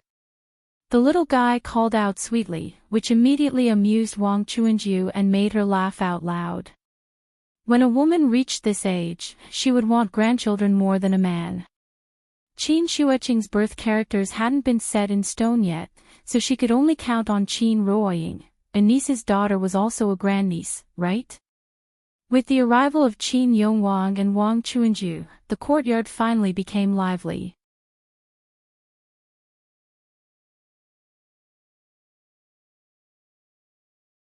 Chapter 201. The New Year's Eve dinner was also called the reunion dinner. This was the dinner on New Year's Eve, and it was also the most important meal of the year. What the little fellow had eaten before could only be considered a family dinner, and this was also her first time eating the reunion dinner. The reunion dinner couldn't be just a few simple home-cooked dishes. Because they had to prepare the main dishes, they usually had to start preparing after noon. For such an important meal, naturally, Chen Shi was in charge of cooking. In fact, Chen Shi didn't have any special hobby when it came to cooking. The reason why he cooked every meal was because the little girl liked to eat the dishes he cooked. Today, the side courtyard finally became lively. Chen Shi's family of 3, Qin Shueqing's family of 3, and Qin Yongyan, who was the most senior. The TV in the main hall finally came into play. Qin Yongyan and Qin Yongwang sat in the main hall, chatting while watching TV. Wang Chuanju wanted to go to the kitchen to help Qin Shi, but Qin Shi smiled and refused. Chen Shi was busy cooking a feast for the family, and Qin Ruoying accompanied the little fellow in the courtyard to set off fireworks. Qin Ruoying naturally couldn't buy any firecrackers for the little child. A simple string of incense was enough to make her overjoyed. The string of incense was also known as the electric flower, also known as the fairy stick. It was mainly made of aluminum powder and potassium perchlorate, which had a low ignition point. Once it was ignited, it would emit thick smoke and sparks in all directions. This thing was of good quality and cheap, and it was very safe. Unless it was burned on the face, it basically wouldn't burn clothes or hair. It was also the most popular fireworks for children during the New Year. Last year during the New Year, the little fellow was only 3 years old. Naturally, Aunt Zhang wouldn't let her touch fireworks. As for setting off firecrackers, that was even more impossible. Therefore, when Qin Ruoying lit the first firework for the little fellow immediately jumped up and down excitedly. Wasn't the firecracker that was emitting thick smoke and sparks the magic wand in little fairy's hand? The little fellow carefully took the firecracker from Qin Ruoying's hand and simply waved it. After finding that there was no danger, she ran wildly in the yard. It was not dark yet, so the effect of the fireworks was not very good. However, the little guy was having a lot of fun. He waved the fireworks and circled around the yard. Perhaps it was infected by her laughter, but today, the big cat was no longer as lazy as it usually was. The little girl ran in front with the fireworks in her hand, and it meowed behind her. Who knew what they were laughing about? The first stick of fireworks burned out very quickly.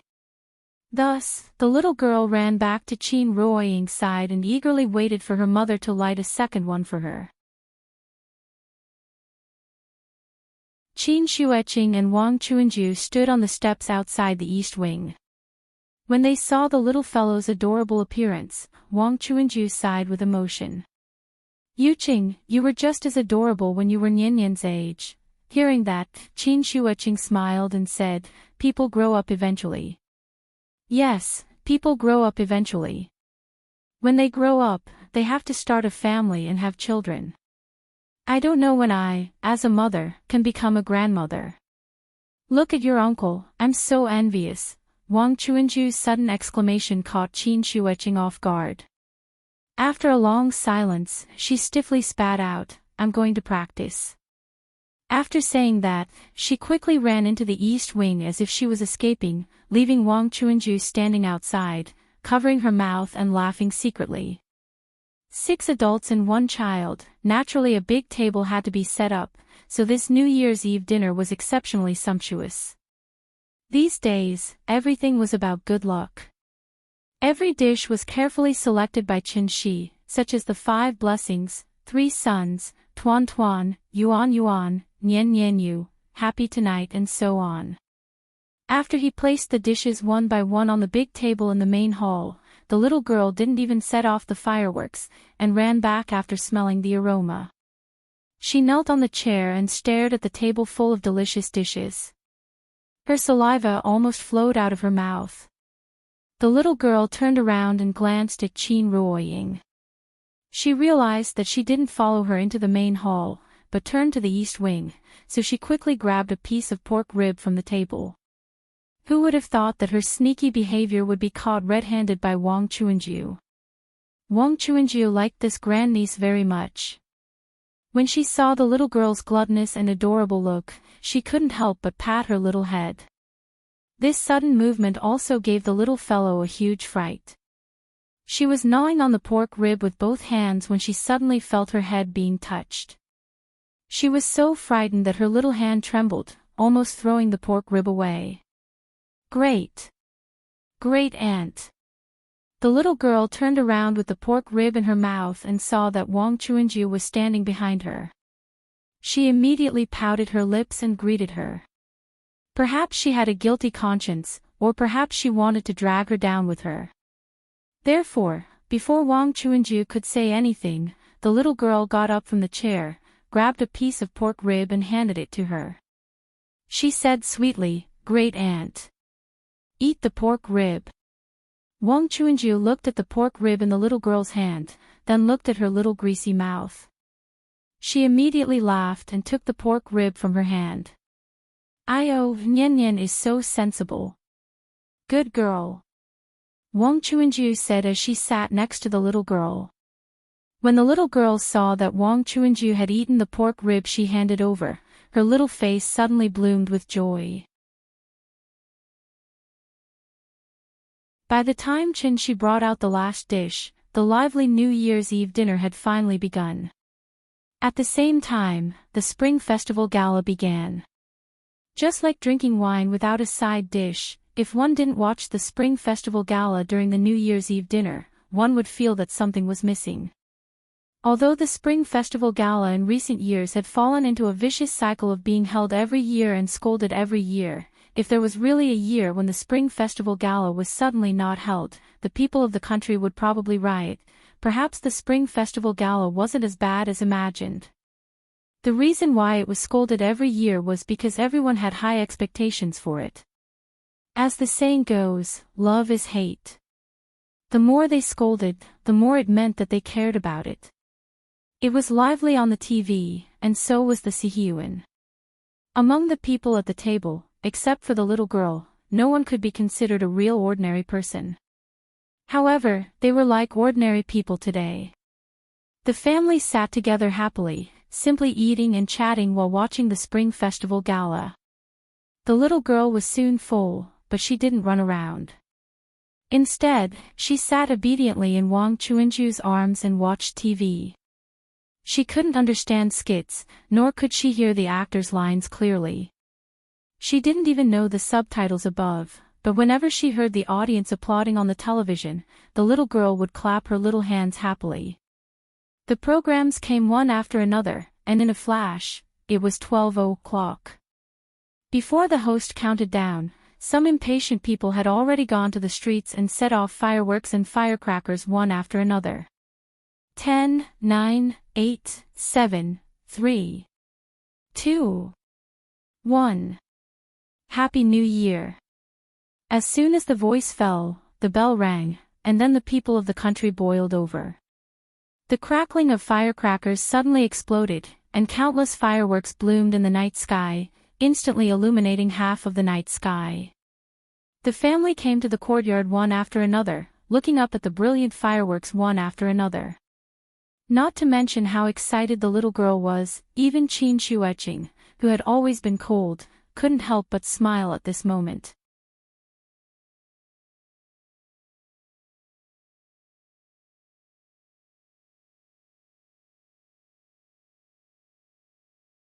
After she finished her breakfast, she brought the little fellow to the main hall. The first day of the new year was the day to pay New Year's greetings to the elders, so Qin Yongyan and Qin Yongwang were already sitting in the main hall, waiting for the little fellow's arrival. She led the little fellow to Qin Yongyan, and then the little fellow bowed to him and said, "Grandpa. Happy New Year. I'm here to pay you New Year's greetings." "Oh, good child. Come, yesterday's doesn't count.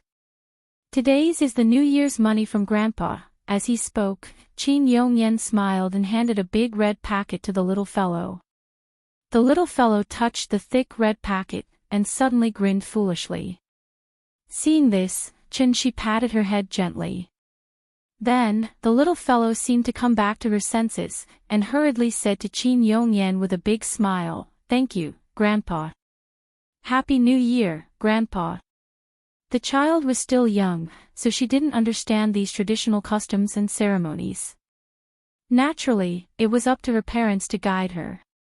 After she paid her New Year greetings to Qin Yongyan, she led her to Qin Yongwang again. Hua Xia was particular about seniority.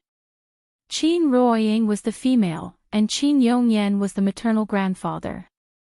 Qin Yongwang was Qin Ruoying's second uncle, so the little fellow should call him granduncle. Wang Chuanju was granduncle's wife, so she should call him grandaunt or great-aunt. Granduncle didn't sound as intimate as grandpa, so she let the little fellow omit the word uncle in front, and just call them grandpa and grandma. "Grandpa, Grandma, Happy New Year." Wang Chuanju liked the little fellow very much. When she saw the little fellow bow to her, she immediately pulled the little fellow into her arms. "Nian Nian is so good. Come, Grandma will give you a big red packet." "Thank you, Grandma." The little fellow held a big red packet in one hand, and her little face was so happy that flowers bloomed. Legend had it that in ancient times, there was a kind of little demon called a ghost. It had a black body and white hands, and every year on New Year's Eve, it would come out to harm people. People were afraid that ghosts would come to harm their children, so that night, they would light up the lanterns and sit without sleep. It was called guarding ghosts. Because of the homonym of sway and ghost, everyone thought that after the child received the New Year's money, they could ward off evil spirits and exorcise them and spend the year peacefully. What the elders gave to the juniors was called ghost money. What the juniors gave to the elders was called lucky money. Generally, after paying their New Year greetings to the elders, they could go out and visit relatives. There were only so many people in the family, and they didn't have any relatives, so Wang Chuanju suggested that they take the little fellow to the temple fair to have fun together.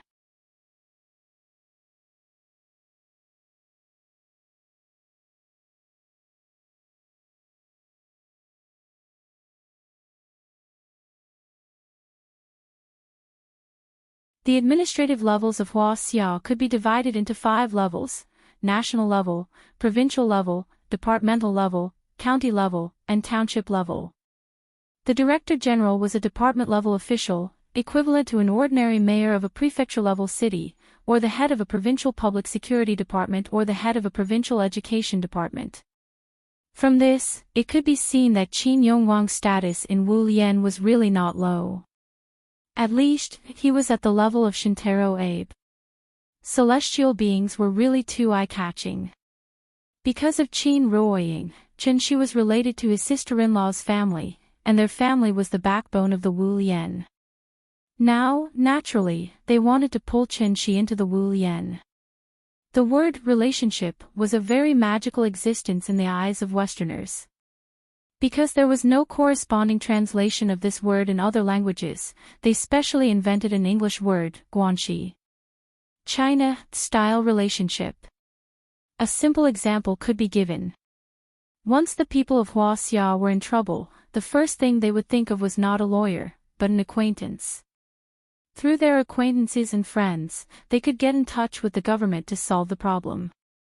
The word relationship represented many meanings, and there were many usages. The word itself was a neutral word. How to use it, where to use it, and whether it was appropriate to use it. This was why it carried both positive and negative meanings. Not long ago, his sister-in-law asked Qin Shi if he was willing to join the Wu Lian. Today, Wang Chuanju did the same thing again. It was foreseeable that if Qin Shi still did not agree today, then Qin Yongwang, or even Qin Yongyan, might come forward to invite him to join the Wu Lian. If that still did not work, then Qin Ruoying would probably have to come forward and persuade him. This was probably the so-called people in Jianghu have no choice. As long as Qin Shi still had concerns in his heart, then he could not ignore some things in this world. Join the Wu Lian. It was still the same words, not considering. It was not that he disliked the Wu Lian. He simply found it troublesome. There was no free lunch in this world. The Wu Lian could not support a group of people without doing anything. Qin Shi was now used to being lazy. Except for his wife and children, he really did not want to run errands for others. Apart from not wanting to run errands for others, he also didn't have any desire to compete for the throne. So now, as long as he could stay by the hot bed every day and laugh with his wife as they watched the little one grow up day by day, he was already very satisfied. The little fellow did not know that her father was so unambitious. After eating a skewer, she suddenly thought of Qin Shi, so she handed one of the skewers to Qin Shi and grinned. Papa, the skewers are delicious. You eat too. Good girl, good girl. Qin Shi took the skewer from the little fellow with a smile and ate it. The little fellow turned to ask Wang Chuanju if she wanted to try, but Wang Chuanju shook her head with a smile and then wiped her mouth with a tissue. Wang Chuanju did not speak, but her attention was always on Qin Shi. Qin Shi felt a little uncomfortable being stared at by her.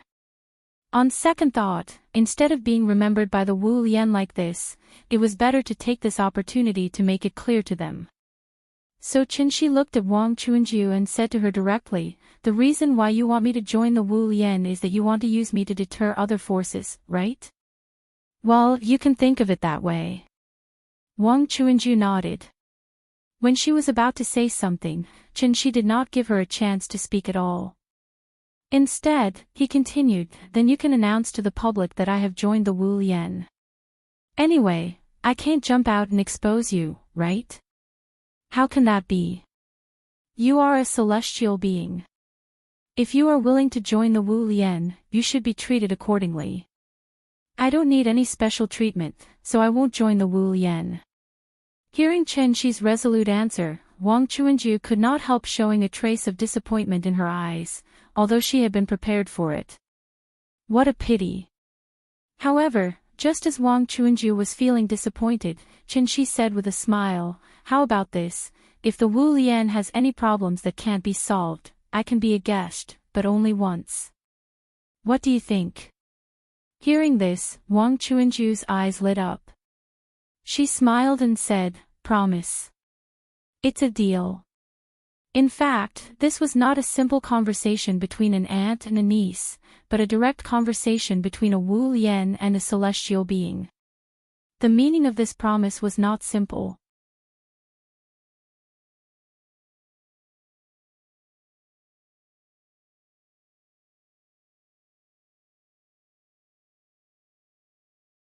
Therefore, even though Daitan Park received millions of visitors a year, few people knew that this imperial garden, which was only a wall away from Daitan Park, was actually the most high-end private club in Shangjing. Gate B16 was the highest grade gate with red paint and gold nails. There was only one staff member in the park security uniform standing outside the gate. If it were an ordinary tourist, they would probably think that this place was not open to the public and that it was some kind of museum or research institute. Qin Yongwang handed over a card. After the staff took a look at it, they bowed to him respectfully and opened the door. The door was only opened halfway. After Qin Shi and his family walked through the door, the staff quickly closed the door. Where the emperors of the Ming and Qing dynasties once reigned, the merchants of the present day gathered at the altar. Without going out of the city, one can enjoy the beauty of mountains and rivers. While staying in the bustling city, one can enjoy the beauty of the woods and springs. Standing behind the gate and looking around, one could see the palace rooms, corridor pavilions, pond pavilions, climbing corridors, rockery, and so on in the garden. The Qing dynasty relics in the garden, such as Xingguang Hall and Jinghe Hall, as well as the Xingshi Hall on the inner wall of the north side of Daitan Park, reflected a strong palace style. Now, these buildings had all become private rooms of the B16 Club. The family had just walked through the gate, and before they had time to look around, two young women in cheongsams came over. They first paid their respects to Qin Yongwang, who was the leader of the group. Then, they led the group of people into the garden. Along the way, the feeling was like being in the palace of the Qing dynasty. The surrounding ancient buildings had been carefully renovated. All of them were gilded and painted with color, with corner tiles and eaves. When they passed by the parking lot, Chen Shi also noticed a small detail. The license plates of all the cars here were covered with cloth covers. It could be said that this was a meticulous service. The two women in cheongsams led the family around the garden for a while. After passing through the garden and crossing the stone bridge, they walked into a private room. The private room was very large, about 100 square meters. The decoration in the hall was decorated with dragons and phoenixes as the theme. It was decorated with large colored palace lanterns, bright yellow tablecloths, napkins, and chair covers. The tableware was made of porcelain and silver that imitated the Qing dynasty. Looking at this posture, it was estimated that they wanted the guests to experience the feeling of the emperor eating. After the family sat down, Qin Yongyan first looked around, then pointed at Qin Yongwang and said jokingly, "You, corrupt official, a very corrupt official."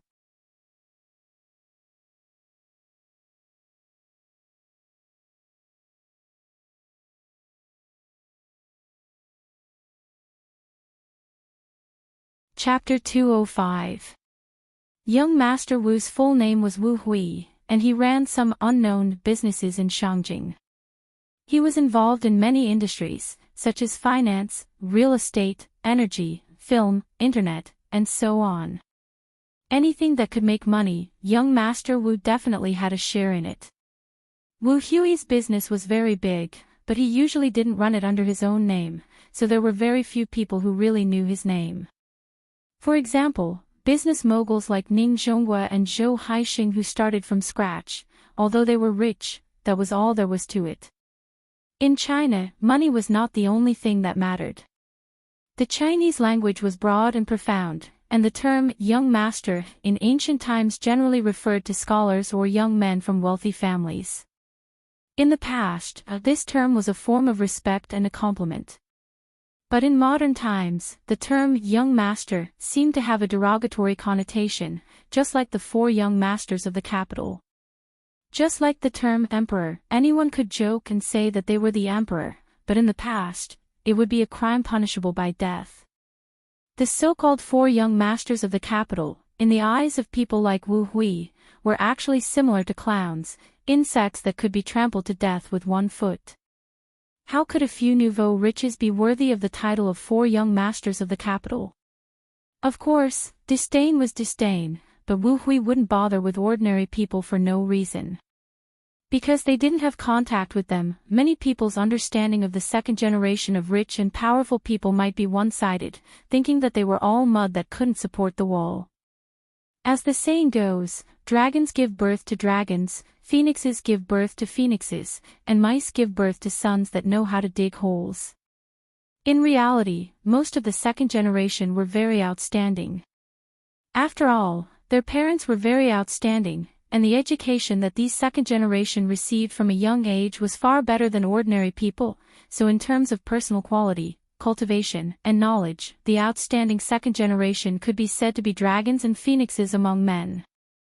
As for the nouveau riches like Li Tian'er and Yao Jiaxin, who caused a huge sensation in society, they could only be compared to ordinary people. If they were placed in the real circle of second generation, this kind of trash wouldn't even have the qualifications to carry shoes for others. Wu Hui had shares in B16, so the waiter told him about the arrival of Qin Yongwang's family. Qin Yongwang took a glass of juice and clinked it with Wu Hui, then introduced his family to him one by one. When it was Chen Shi's turn, before Qin Yongwang could introduce him, Wu Hui laughed and said, "This. Could you be Mr. Chen?" Hearing this, Chen Shi stood up with the juice in his hand. He nodded and said, "Hello. Hello, hello. I've heard a lot about Mr. Chen."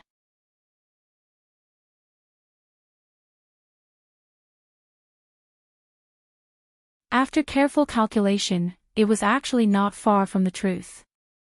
There were 7 senior officials, 72 deputy national officials, at least 270 senior officials, and at least 1,700 deputy ministers. These people formed the pyramid of power in Huaxia. Only their children could be called the real second generation of power.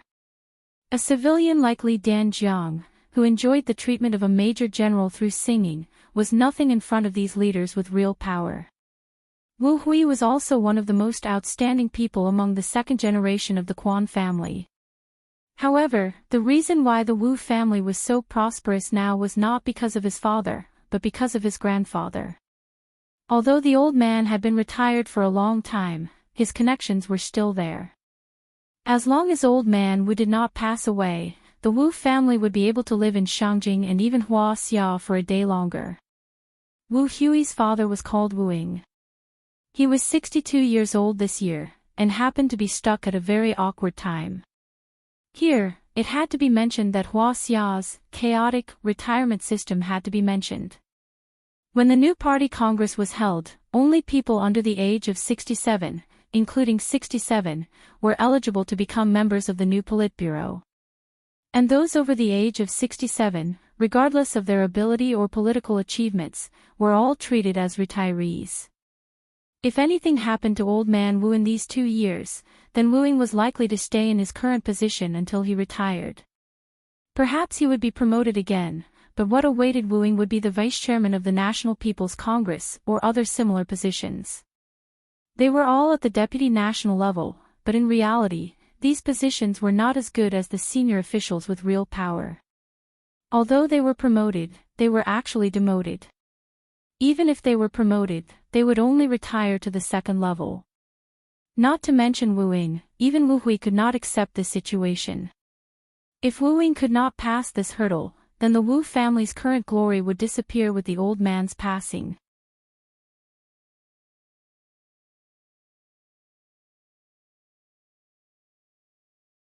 Chapter 206. Yama's Sorrow, Yama's Sorrow. If Yama wanted someone to die at midnight, he could keep them alive until dawn. Legend had it that a single pill of Yama's sorrow could bring the dead back to life. It had the miraculous effect of reviving the dead. Although Wu Hui also felt that this was an exaggeration, he was now like a drowning man desperately trying to grasp at the last straw. Therefore, he roughly explained the Wu family's current predicament at the dinner table. There was nothing shameful about this. As long as Chen Shi could let elder Wu live for 2 more years and hold on until Wu Ying successfully crossed the threshold, then the Wu family would be able to maintain their current status. Once Chen Shi agreed, then this favor would really be a life-saving grace for the Wu family. Wu Hui was very smart, so he didn't mention anything about remuneration from beginning to end.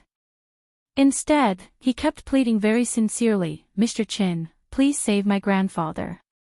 The Wu family will always remember this great kindness in their hearts. It was the new year, and the family could still encounter this kind of thing. She pondered for a moment, then frowned and asked, "How old is your grandfather today?" 84. He doesn't have any serious illness, right? Only old illnesses like high blood pressure and gout. It's probably because he injured his roots on the battlefield. The old man's old, and his body can't take it anymore. Recently, his mental state has been getting worse and worse, and he doesn't even have the energy to get out of bed, so, Wu Hui didn't finish his words. However, the meaning behind his words was very simple. Although the old man wasn't seriously ill, he was nearing the end of his life. Death was an illness that couldn't be cured. After all, a person's life was limited. When a person faced a natural death, they would always be aware of it beforehand. Therefore, many old people would call their children home before they died, and let their children wash and change their clothes for them. After taking one last look at their children and grandchildren, they would close their eyes and pass away peacefully and naturally as if they were asleep. They had never suffered the torture of illness before, and they would pass away peacefully in their sleep. Therefore, to the people of Huaxia, dying of old age was a blessing, a great blessing. After all, Elder Wu was an old man who had walked through the war years. He had experienced ups and downs and enjoyed the prosperity of the world. Now that he was nearing the end of his life, it should have been a joyous occasion. Unfortunately, this was not the right time. If the old man passed away at such a critical moment, it would undoubtedly be a huge blow to the Wu family. It was a nightmare. Just a little more, once the old man passed away, how could Wuing advance further? What Huaxia did not lack the least was talent.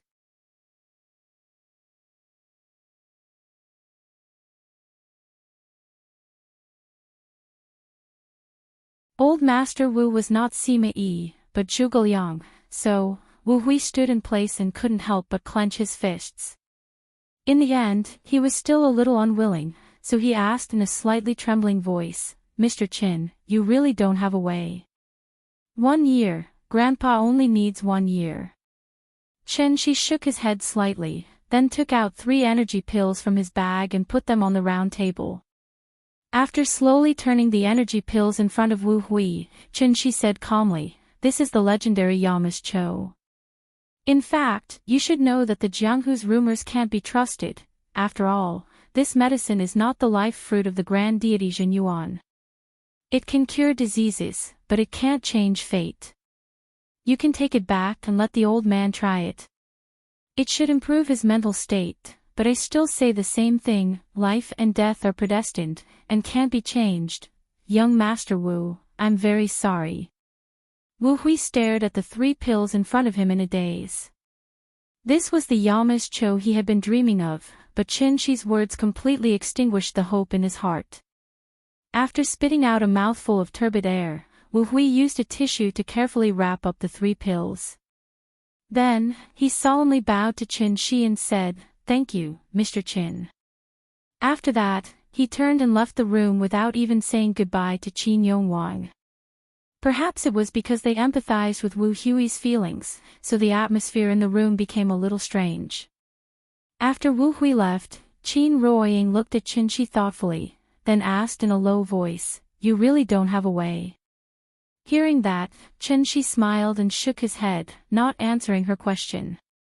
Zhuge Liang wasn't the only one who knew how to use the 7-star life-prolonging lamp. Zhuge Liang failed, but another person succeeded. That person was Liu Bowen. Zhuge Liang divided the world, Liu Bowen unified the country. Liu Bowen was the #1 strategist of the Great Ming Dynasty. He followed Zhu Yuanzhang to wipe out the warlords and expel the Tatars. After many years of fighting, he realized that his life was coming to an end, so he used the 7-star life-prolonging lamp to extend his life by 12 years. Only then was he able to help Zhu Yuanzhang unify the world and recover the Han people's country.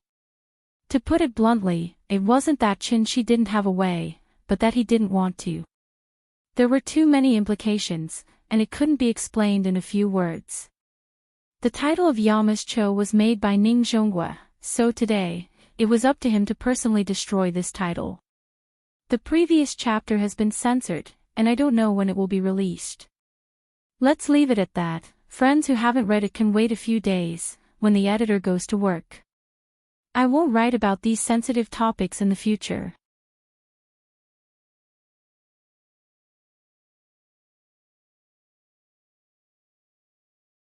Chapter 207. Hua Xia was too big, and there were too many people. What happened to Wu Hui's family was not uncommon in the officialdom. The Great Han Empire and the Great Tang Empire, which used to be extremely powerful, would also collapse one day. Compared to them, what was the Wu family? Life and death were fated and could not be changed. As the supreme ruler of the world, the emperors of each dynasty held the power of life and death in their hands. They sat on 3,000 beauties, ate all kinds of delicacies, and wore all kinds of silk. But in the end, they all pursued the same thing, immortality. If Qin Shi promised Wu Hui today to extend old Master Wu's life and help the Wu family out of this predicament, then, the threshold of the courtyard would probably be trampled flat by people who came to ask for medicine. Wu Hui's sudden departure seemed to have diluted the festive atmosphere. It was supposed to be a happy time for family reunion, but now everyone was silent. Qin Yongyan first looked at Qin Yongwang and Wang Chuanju, then turned to look at Qin Shi. Only then did he pick up the juice and smiled at the little girl. Nian Nian, Grandpa taught you a poem. Do you want to learn it? Hearing this, the little girl tilted her head and asked, Poem? Grandpa, what is a poem? It's the same as a poem. Have you recited a poem? Yes. Papa taught me to recite poems before. When it came to poems, the little girl's eyes suddenly lit up. Perhaps she wanted to show off, so before Qin Yongyan said anything, she took the initiative to recite it. Goose, goose, goose, curving its neck to the sky. White feathers floating on the green water, red palms plucking the clear waves. This was what Qin Shi taught her in Kangju district. He did not expect her to remember and recite it so fluently. Her performance won her applause from the audience. The family laughed and praised the little girl for being smart, which made her feel a little embarrassed. Seeing his daughter so smart, Qin Shi also felt proud, so he could not help but reach out and pinch her little face, which made the little girl pout on the spot. Papa, you're so annoying. Even the little one knows how to be shy. With her interruption, the atmosphere in the private room became much livelier. At this time, Qin Yongyan chuckled and said, Nian Nian, lyrics are like poems. Do you want to learn? The little guy's performance in reciting the poem had won the cheers of the entire hall. This made her extremely proud, so she immediately nodded and replied, yes. All right, then listen carefully. Qin Yongyan stood up and his entire aura suddenly changed. It was as if he had come to the riverside and was looking at the torrential river. He passionately chanted, My name is Qin Yongyan. The rolling Yangtze River flows eastward, and the waves wash away all heroes.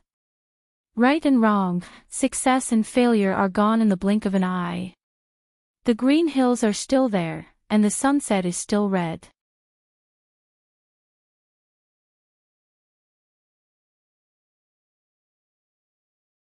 After the first day of the new year, in the next few days, the whole family drove around the capital to play. The whole family was mobilized just to make her have more fun. When the two brothers came back, they didn't know how the little guy would show off to them. Time flew, and in the blink of an eye, it was the 5th day of the new year. Qin Yongwang and Wang Chuanju were the senior cadres of the Wu Lian. After a spring festival, there were still a lot of things waiting for them to go back to deal with. Therefore, they could only say goodbye to the little guy with slight regret. After a few days of getting along, the little guy had already recognized Wang Chuanju as her great-uncle and grandmother. Now that she heard that she was leaving, she immediately showed a reluctant look. Just as the little guy and Wang Chuanju were lovey-dovey and unwilling to part, Qin Shuiqing suddenly found Qin Shi. The set of skills you taught me, can I teach my parents? Although the sister-in-law's cultivation time was short, she had already tasted the sweetness of it. No matter what, she was still a daughter. Naturally, she wanted to show filial piety to her parents as soon as she had something good. Hearing this, Chin-shi nodded. No matter what, they were still a family. Naturally, he couldn't be stingy. However, this set of skills was after all an immortal cultivator's skill. If it was spread out, it would definitely cause a huge impact on the existing cultivation system on Earth. It might even affect the existing social order on Earth. Such an outcome was obviously not what Chin-shi wanted to see. Therefore, he could only use hints to warn his sister-in-law to keep it a secret. After Grandpa and Grandma left, the little guy was a little sad. However, Chin-shi's words immediately made her eyes light up.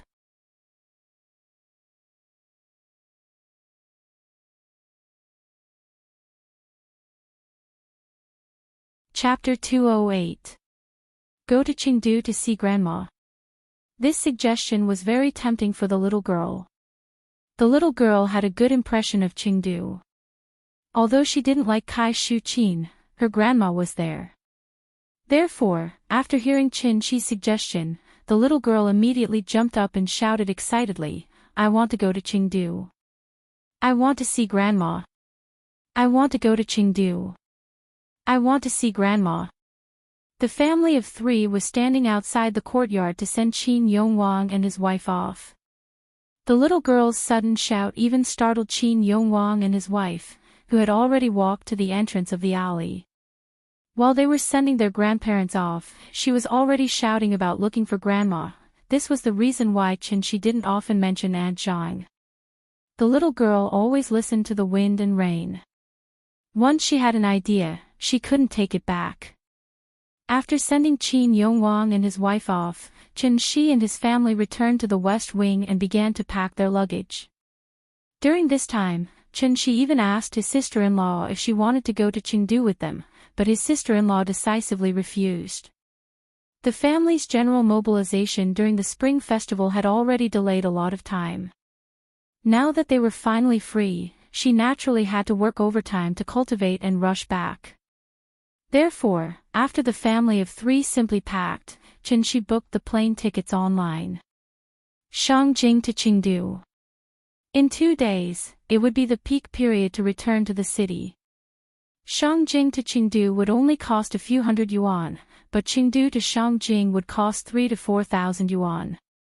It might even be impossible to buy a ticket. This was the right time to go to Chengdu. After booking the plane tickets, Chin-shi suddenly thought of something. He quickly opened WeChat and sent a video call request to Aunt Zhang. He didn't know how the old lady spent the Spring Festival. If the family of 3 rushed over excitedly and found that Aunt Zhang wasn't in Chengdu, then it would be a wasted trip. As expected, Chin-shi sent 2 video calls, but no one answered. Therefore, he had to call Aunt Zhang. Beep, beep, the phone rang for a long time. When Chin-shi was about to give up, the phone finally connected. "Hello, is this Brother Chin?" It was not Auntie Zhang's voice, but Xia Pinglin's. He was slightly older than Chin-shi, but after the previous incident, Xia Pinglin had indeed learned a lot, so he treated Chin-shi as an elder brother. Xia Pinglin called him Brother Chin out of respect from the bottom of his heart. "Yes, it's me. Where's Auntie Zhang? Why didn't she answer the phone?" "Ah, my mother is sick and hospitalized." Hearing this, Chin-shi couldn't help but frown. What a joke. Auntie Zhang had already taken his elixir before she left Zhonghai, and the elixir she gave Ning Zhongguo wasn't even the simplified version. It wasn't that Chin-shi wanted to boast, but this pill could make Auntie Zhang immune to all kinds of diseases. It wouldn't be a problem for her to live a long life. Now, Xia Pinglin was telling him that Aunt Zhang was hospitalized. Therefore, Chin-shi's first reaction was to say, "Yukiting. Are you king kidding me? What's going on? My mother suddenly fainted the day before yesterday. We sent her to the hospital, and the doctor said that it was very likely that she fainted due to insufficient blood supply to the brain. She needs to be hospitalized for a while to be sure. Is it serious? It shouldn't be a big problem. After she woke up, she just felt very tired, so she had to sleep for a long time every day. Which hospital are you in? Huashi, okay, I'll call you when I arrive. Keep the phone connected. Ha! You're coming to Chengdu. Xia Pinglin was stunned for a moment, then hurriedly said, my mother should be fine. Brother Chen, you don't have to make a special trip. Xia Pinglin wanted to say a few polite words to Qin Shi and tell him not to worry, but Qin Shi hung up the phone. Then, Qin Shi briefly told Qin Ruoying about Auntie Zhang's situation. Qin Ruoying didn't know the seriousness of the matter, but when she heard that Auntie Zhang was hospitalized, she was still very nervous, so she quickly carried the little girl and followed Qin Shi to the airport in a taxi. It only took 3 hours from Shangjing to Chengdu. When they got off the plane, it was not even 5:00 in the afternoon. The family of 3 took a taxi and went straight to Huashi Hospital. Many shops along the way were not open, and there were only a few scattered cars on the viaduct. Right now, Chengdu looked like an empty city. However, in fact, according to the comprehensive calculation of the National Tourism Administration's data center, the number of tourists received by Sichuan and Chongqing during the Spring Festival this year was the second highest in the country, second only to Yuezhou. As long as it was a holiday, tourist attractions would be full. Places like Chunxi Road, Jinli, Wuhou Temple, and Wenshu Courtyard were so crowded that the roads were closed. Although there was a place in Chengdu that was not a tourist attraction, it was more lively than a tourist attraction. Moreover, 365 days a year, it was lively every day as if it was the new year. This was Huashi Hospital. After getting out of the taxi and seeing the dense crowd in front of him, Qin Shi let the little girl ride on his shoulder while he held Qin Ruoying's hand and squeezed into the hospital. With so many patients, the beds were naturally very tight. When Qin Shi found Aunt Zhang's bed according to the address given by Xia Pinglin, he was so angry that he frowned. Aunt Zhang's bed was in the aisle. When he left, he had left a total of 1.8 million yuan in cash for Xia Pinglin. In the end, this was how Xia Pinglin treated Aunt Zhang. Xia Pinglin was serving the old lady water, so he did not notice Qin Shi and his family's arrival. The old lady's mental state was indeed very bad now. Her face was slightly sallow, and there was not much color on her lips. When Qin Ruoying saw her sick appearance, her eyes could not help but turn red. Aunt Zhang drank a mouthful of water. Just as she was about to lie down and continue to rest, she saw the family of 3 standing not far away. She blinked, thinking that she had seen wrongly. Seeing that, Qin Ruoying quickly went forward and sat by Aunt Zhang's bed, holding her hand tightly. Looking at Aunt Zhang who was half lying in front of her, Qin Ruoying could not help but feel a lump in her throat. She could not help but cry immediately. She had not seen Aunt Zhang for many years. Unexpectedly, the old lady was already lying on the bed when they met again. How could Qin Ruoying not feel sad? Aunt Zhang had watched her grow up, and she had also watched Aunt Zhang grow old day by day. Aunt, what's wrong with you? Why are you so sick? Silly child, I'm fine. My body is fine. Look at you, why are you crying? Isn't it inauspicious? Come, wipe your tears. Aunt Zhang smiled as she pulled a tissue from the bedside and handed it to Qin Ruoying. After Qin Ruoying wiped her tears, Aunt Zhang patted the back of her hand, indicating that she did not need to worry. Then, Aunt Zhang turned her head to look at the little girl in Qin Shi's arms. Good granddaughter, come to grandma. The little girl was sitting in Qin Shi's arms, pouting as she looked at Aunt Zhang who was lying on the bed.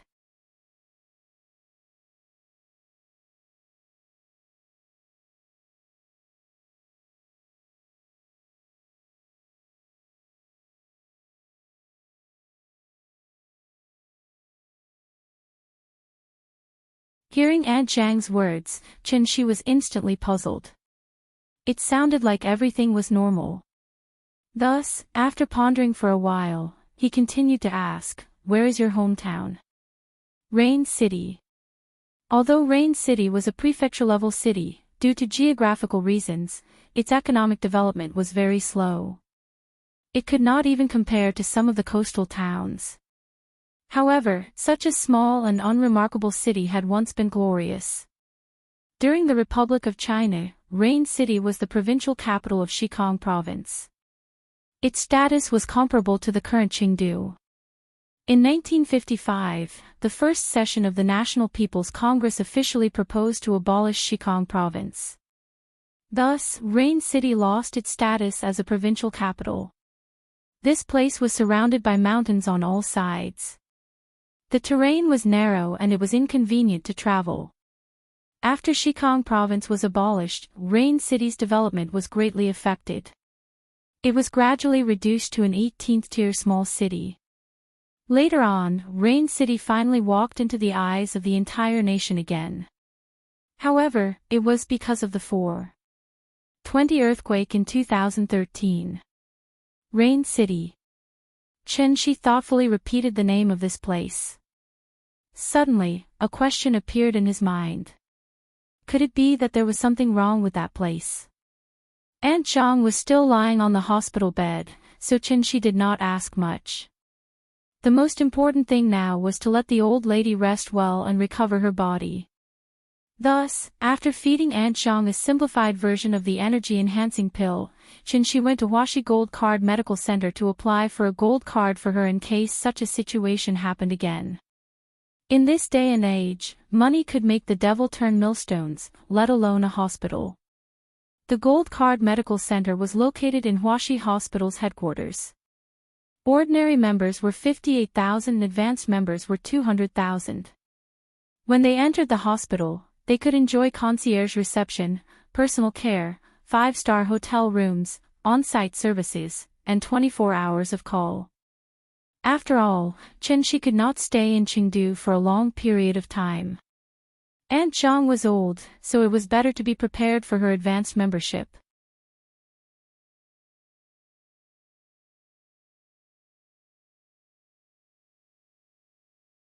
Chapter 210. Insufficient blood supply to the brain was mostly due to cerebral arteriosclerosis. As people aged, their organ functions would deteriorate, leading to a decline in hematopoietic ability. In addition, the formation of microthrombosis would block the blood vessels and reduce the blood flow. As a result, the brain would have insufficient blood supply to the brain. According to statistics, 80% of people over the age of 80 had insufficient blood supply to the brain. 70% of people over the age of 60 would have some degree of insufficient blood supply to the brain. Since it was caused by the blockage of blood vessels and the decline in hematopoietic ability, the effect of the meridian unblocking pill was obviously much better than the energy pill.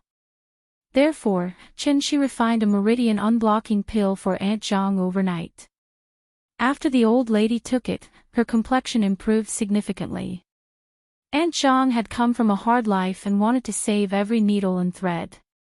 Although she knew that Chen Shi was rich now, she still insisted on not wasting money. After staying in the Gold Card Center for one night, she insisted on leaving the hospital and going home. When they went home, Xia Pinglin took a taxi alone and walked in front.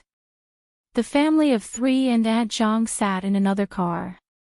This finally gave Aunt Zhang a chance to lecture him.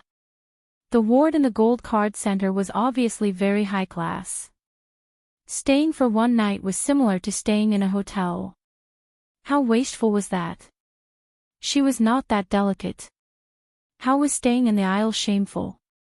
She was not in good spirits yesterday, so when Chen Shi forced her to be transferred to another ward, Aunt Zhang did not say anything. Now that she was in good spirits, she naturally lectured Chen Shi.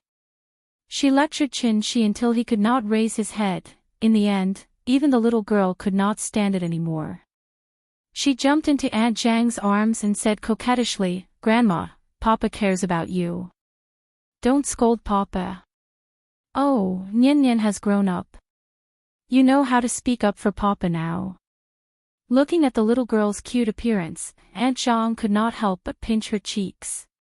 She finally stopped complaining about Qin. The so-called traveling was actually going from a place that one was tired of to a place that others were tired of. It was already the 6th day of the Chinese New Year. The traffic in Jinli and Wuhou Temple had decreased significantly. Although there were still many tourists, it was not enough for the traffic police to block the road. The little girl wanted to eat hot pot, but when she saw the long lines of hot pot restaurants along the way, she immediately pouted unhappily. Thus, Auntie Zhang bought the hot pot base from the supermarket and prepared to make a small hot pot for her at home. When the group returned to 262 Wuhou Temple Street, Kai Shu-Qin was sitting on the sofa watching TV.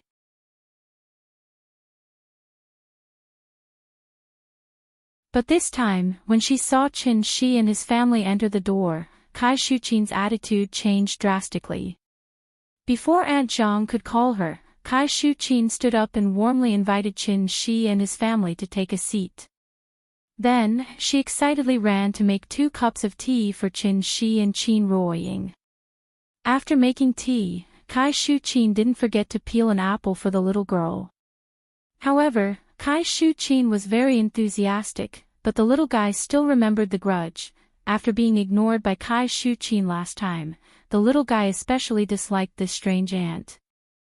Therefore, when the little guy saw Kai Shu-Qin about to hand the peeled apple to her, she suddenly turned her head, snorted twice, and climbed from Qin Ruoying's lap to Qin Shi's lap.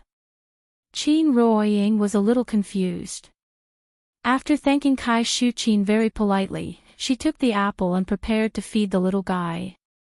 But at this time, the little guy was lying in Qin Shi's arms.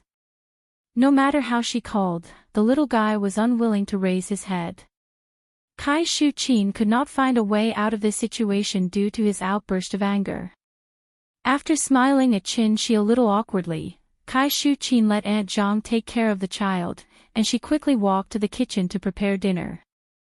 Qin Shi used 1.8 million to solve the conflict in Aunt Zhang's family, and also made Kai Shu-Qin completely change. After all, the little guy was not a stingy person. She also saw the changes in Kai Shu-Qin. As a result, during dinner, the little fellow finally stopped giving her attitude and sat obediently on the chair to gorge himself on the food. At the end of the spring festival, the family happily ate the homemade hot pot. That taste, it was simply unimaginable. After dinner, the family prepared to go out for a walk. Aunt Zhang's house was diagonally opposite the Wuhou Temple, so when they walked to the street, they saw the street was full of red lanterns, and the street was full of tourists. The family came to the entrance of Jinli to take a look. After seeing that there were many tourists inside, they dismissed the idea. Therefore, Qin Ruoying suggested that they go to the movies. And her suggestion was immediately seconded by the little guy. The little guy had never seen a movie before. And it was not only her, even Aunt Zhang had never seen a movie before. Of course, it was not that Aunt Zhang had never seen a movie before, but she saw an old theater in the past. The screen was much bigger than the current IMAX, and could accommodate thousands of people at a time. Aunt Zhang's impression of the cinema was still in the 1980s, so she did not really want to go. Seeing this, the little guy was immediately unhappy. He stomped his feet and insisted that his grandmother go with him. Aunt Zhang could not persuade him, so she had no choice but to agree. Therefore, Kai Shu-Qin went home to take care of the child, while Aunt Zhang and Xia Pinglin accompanied Qin Shi's family to the movies.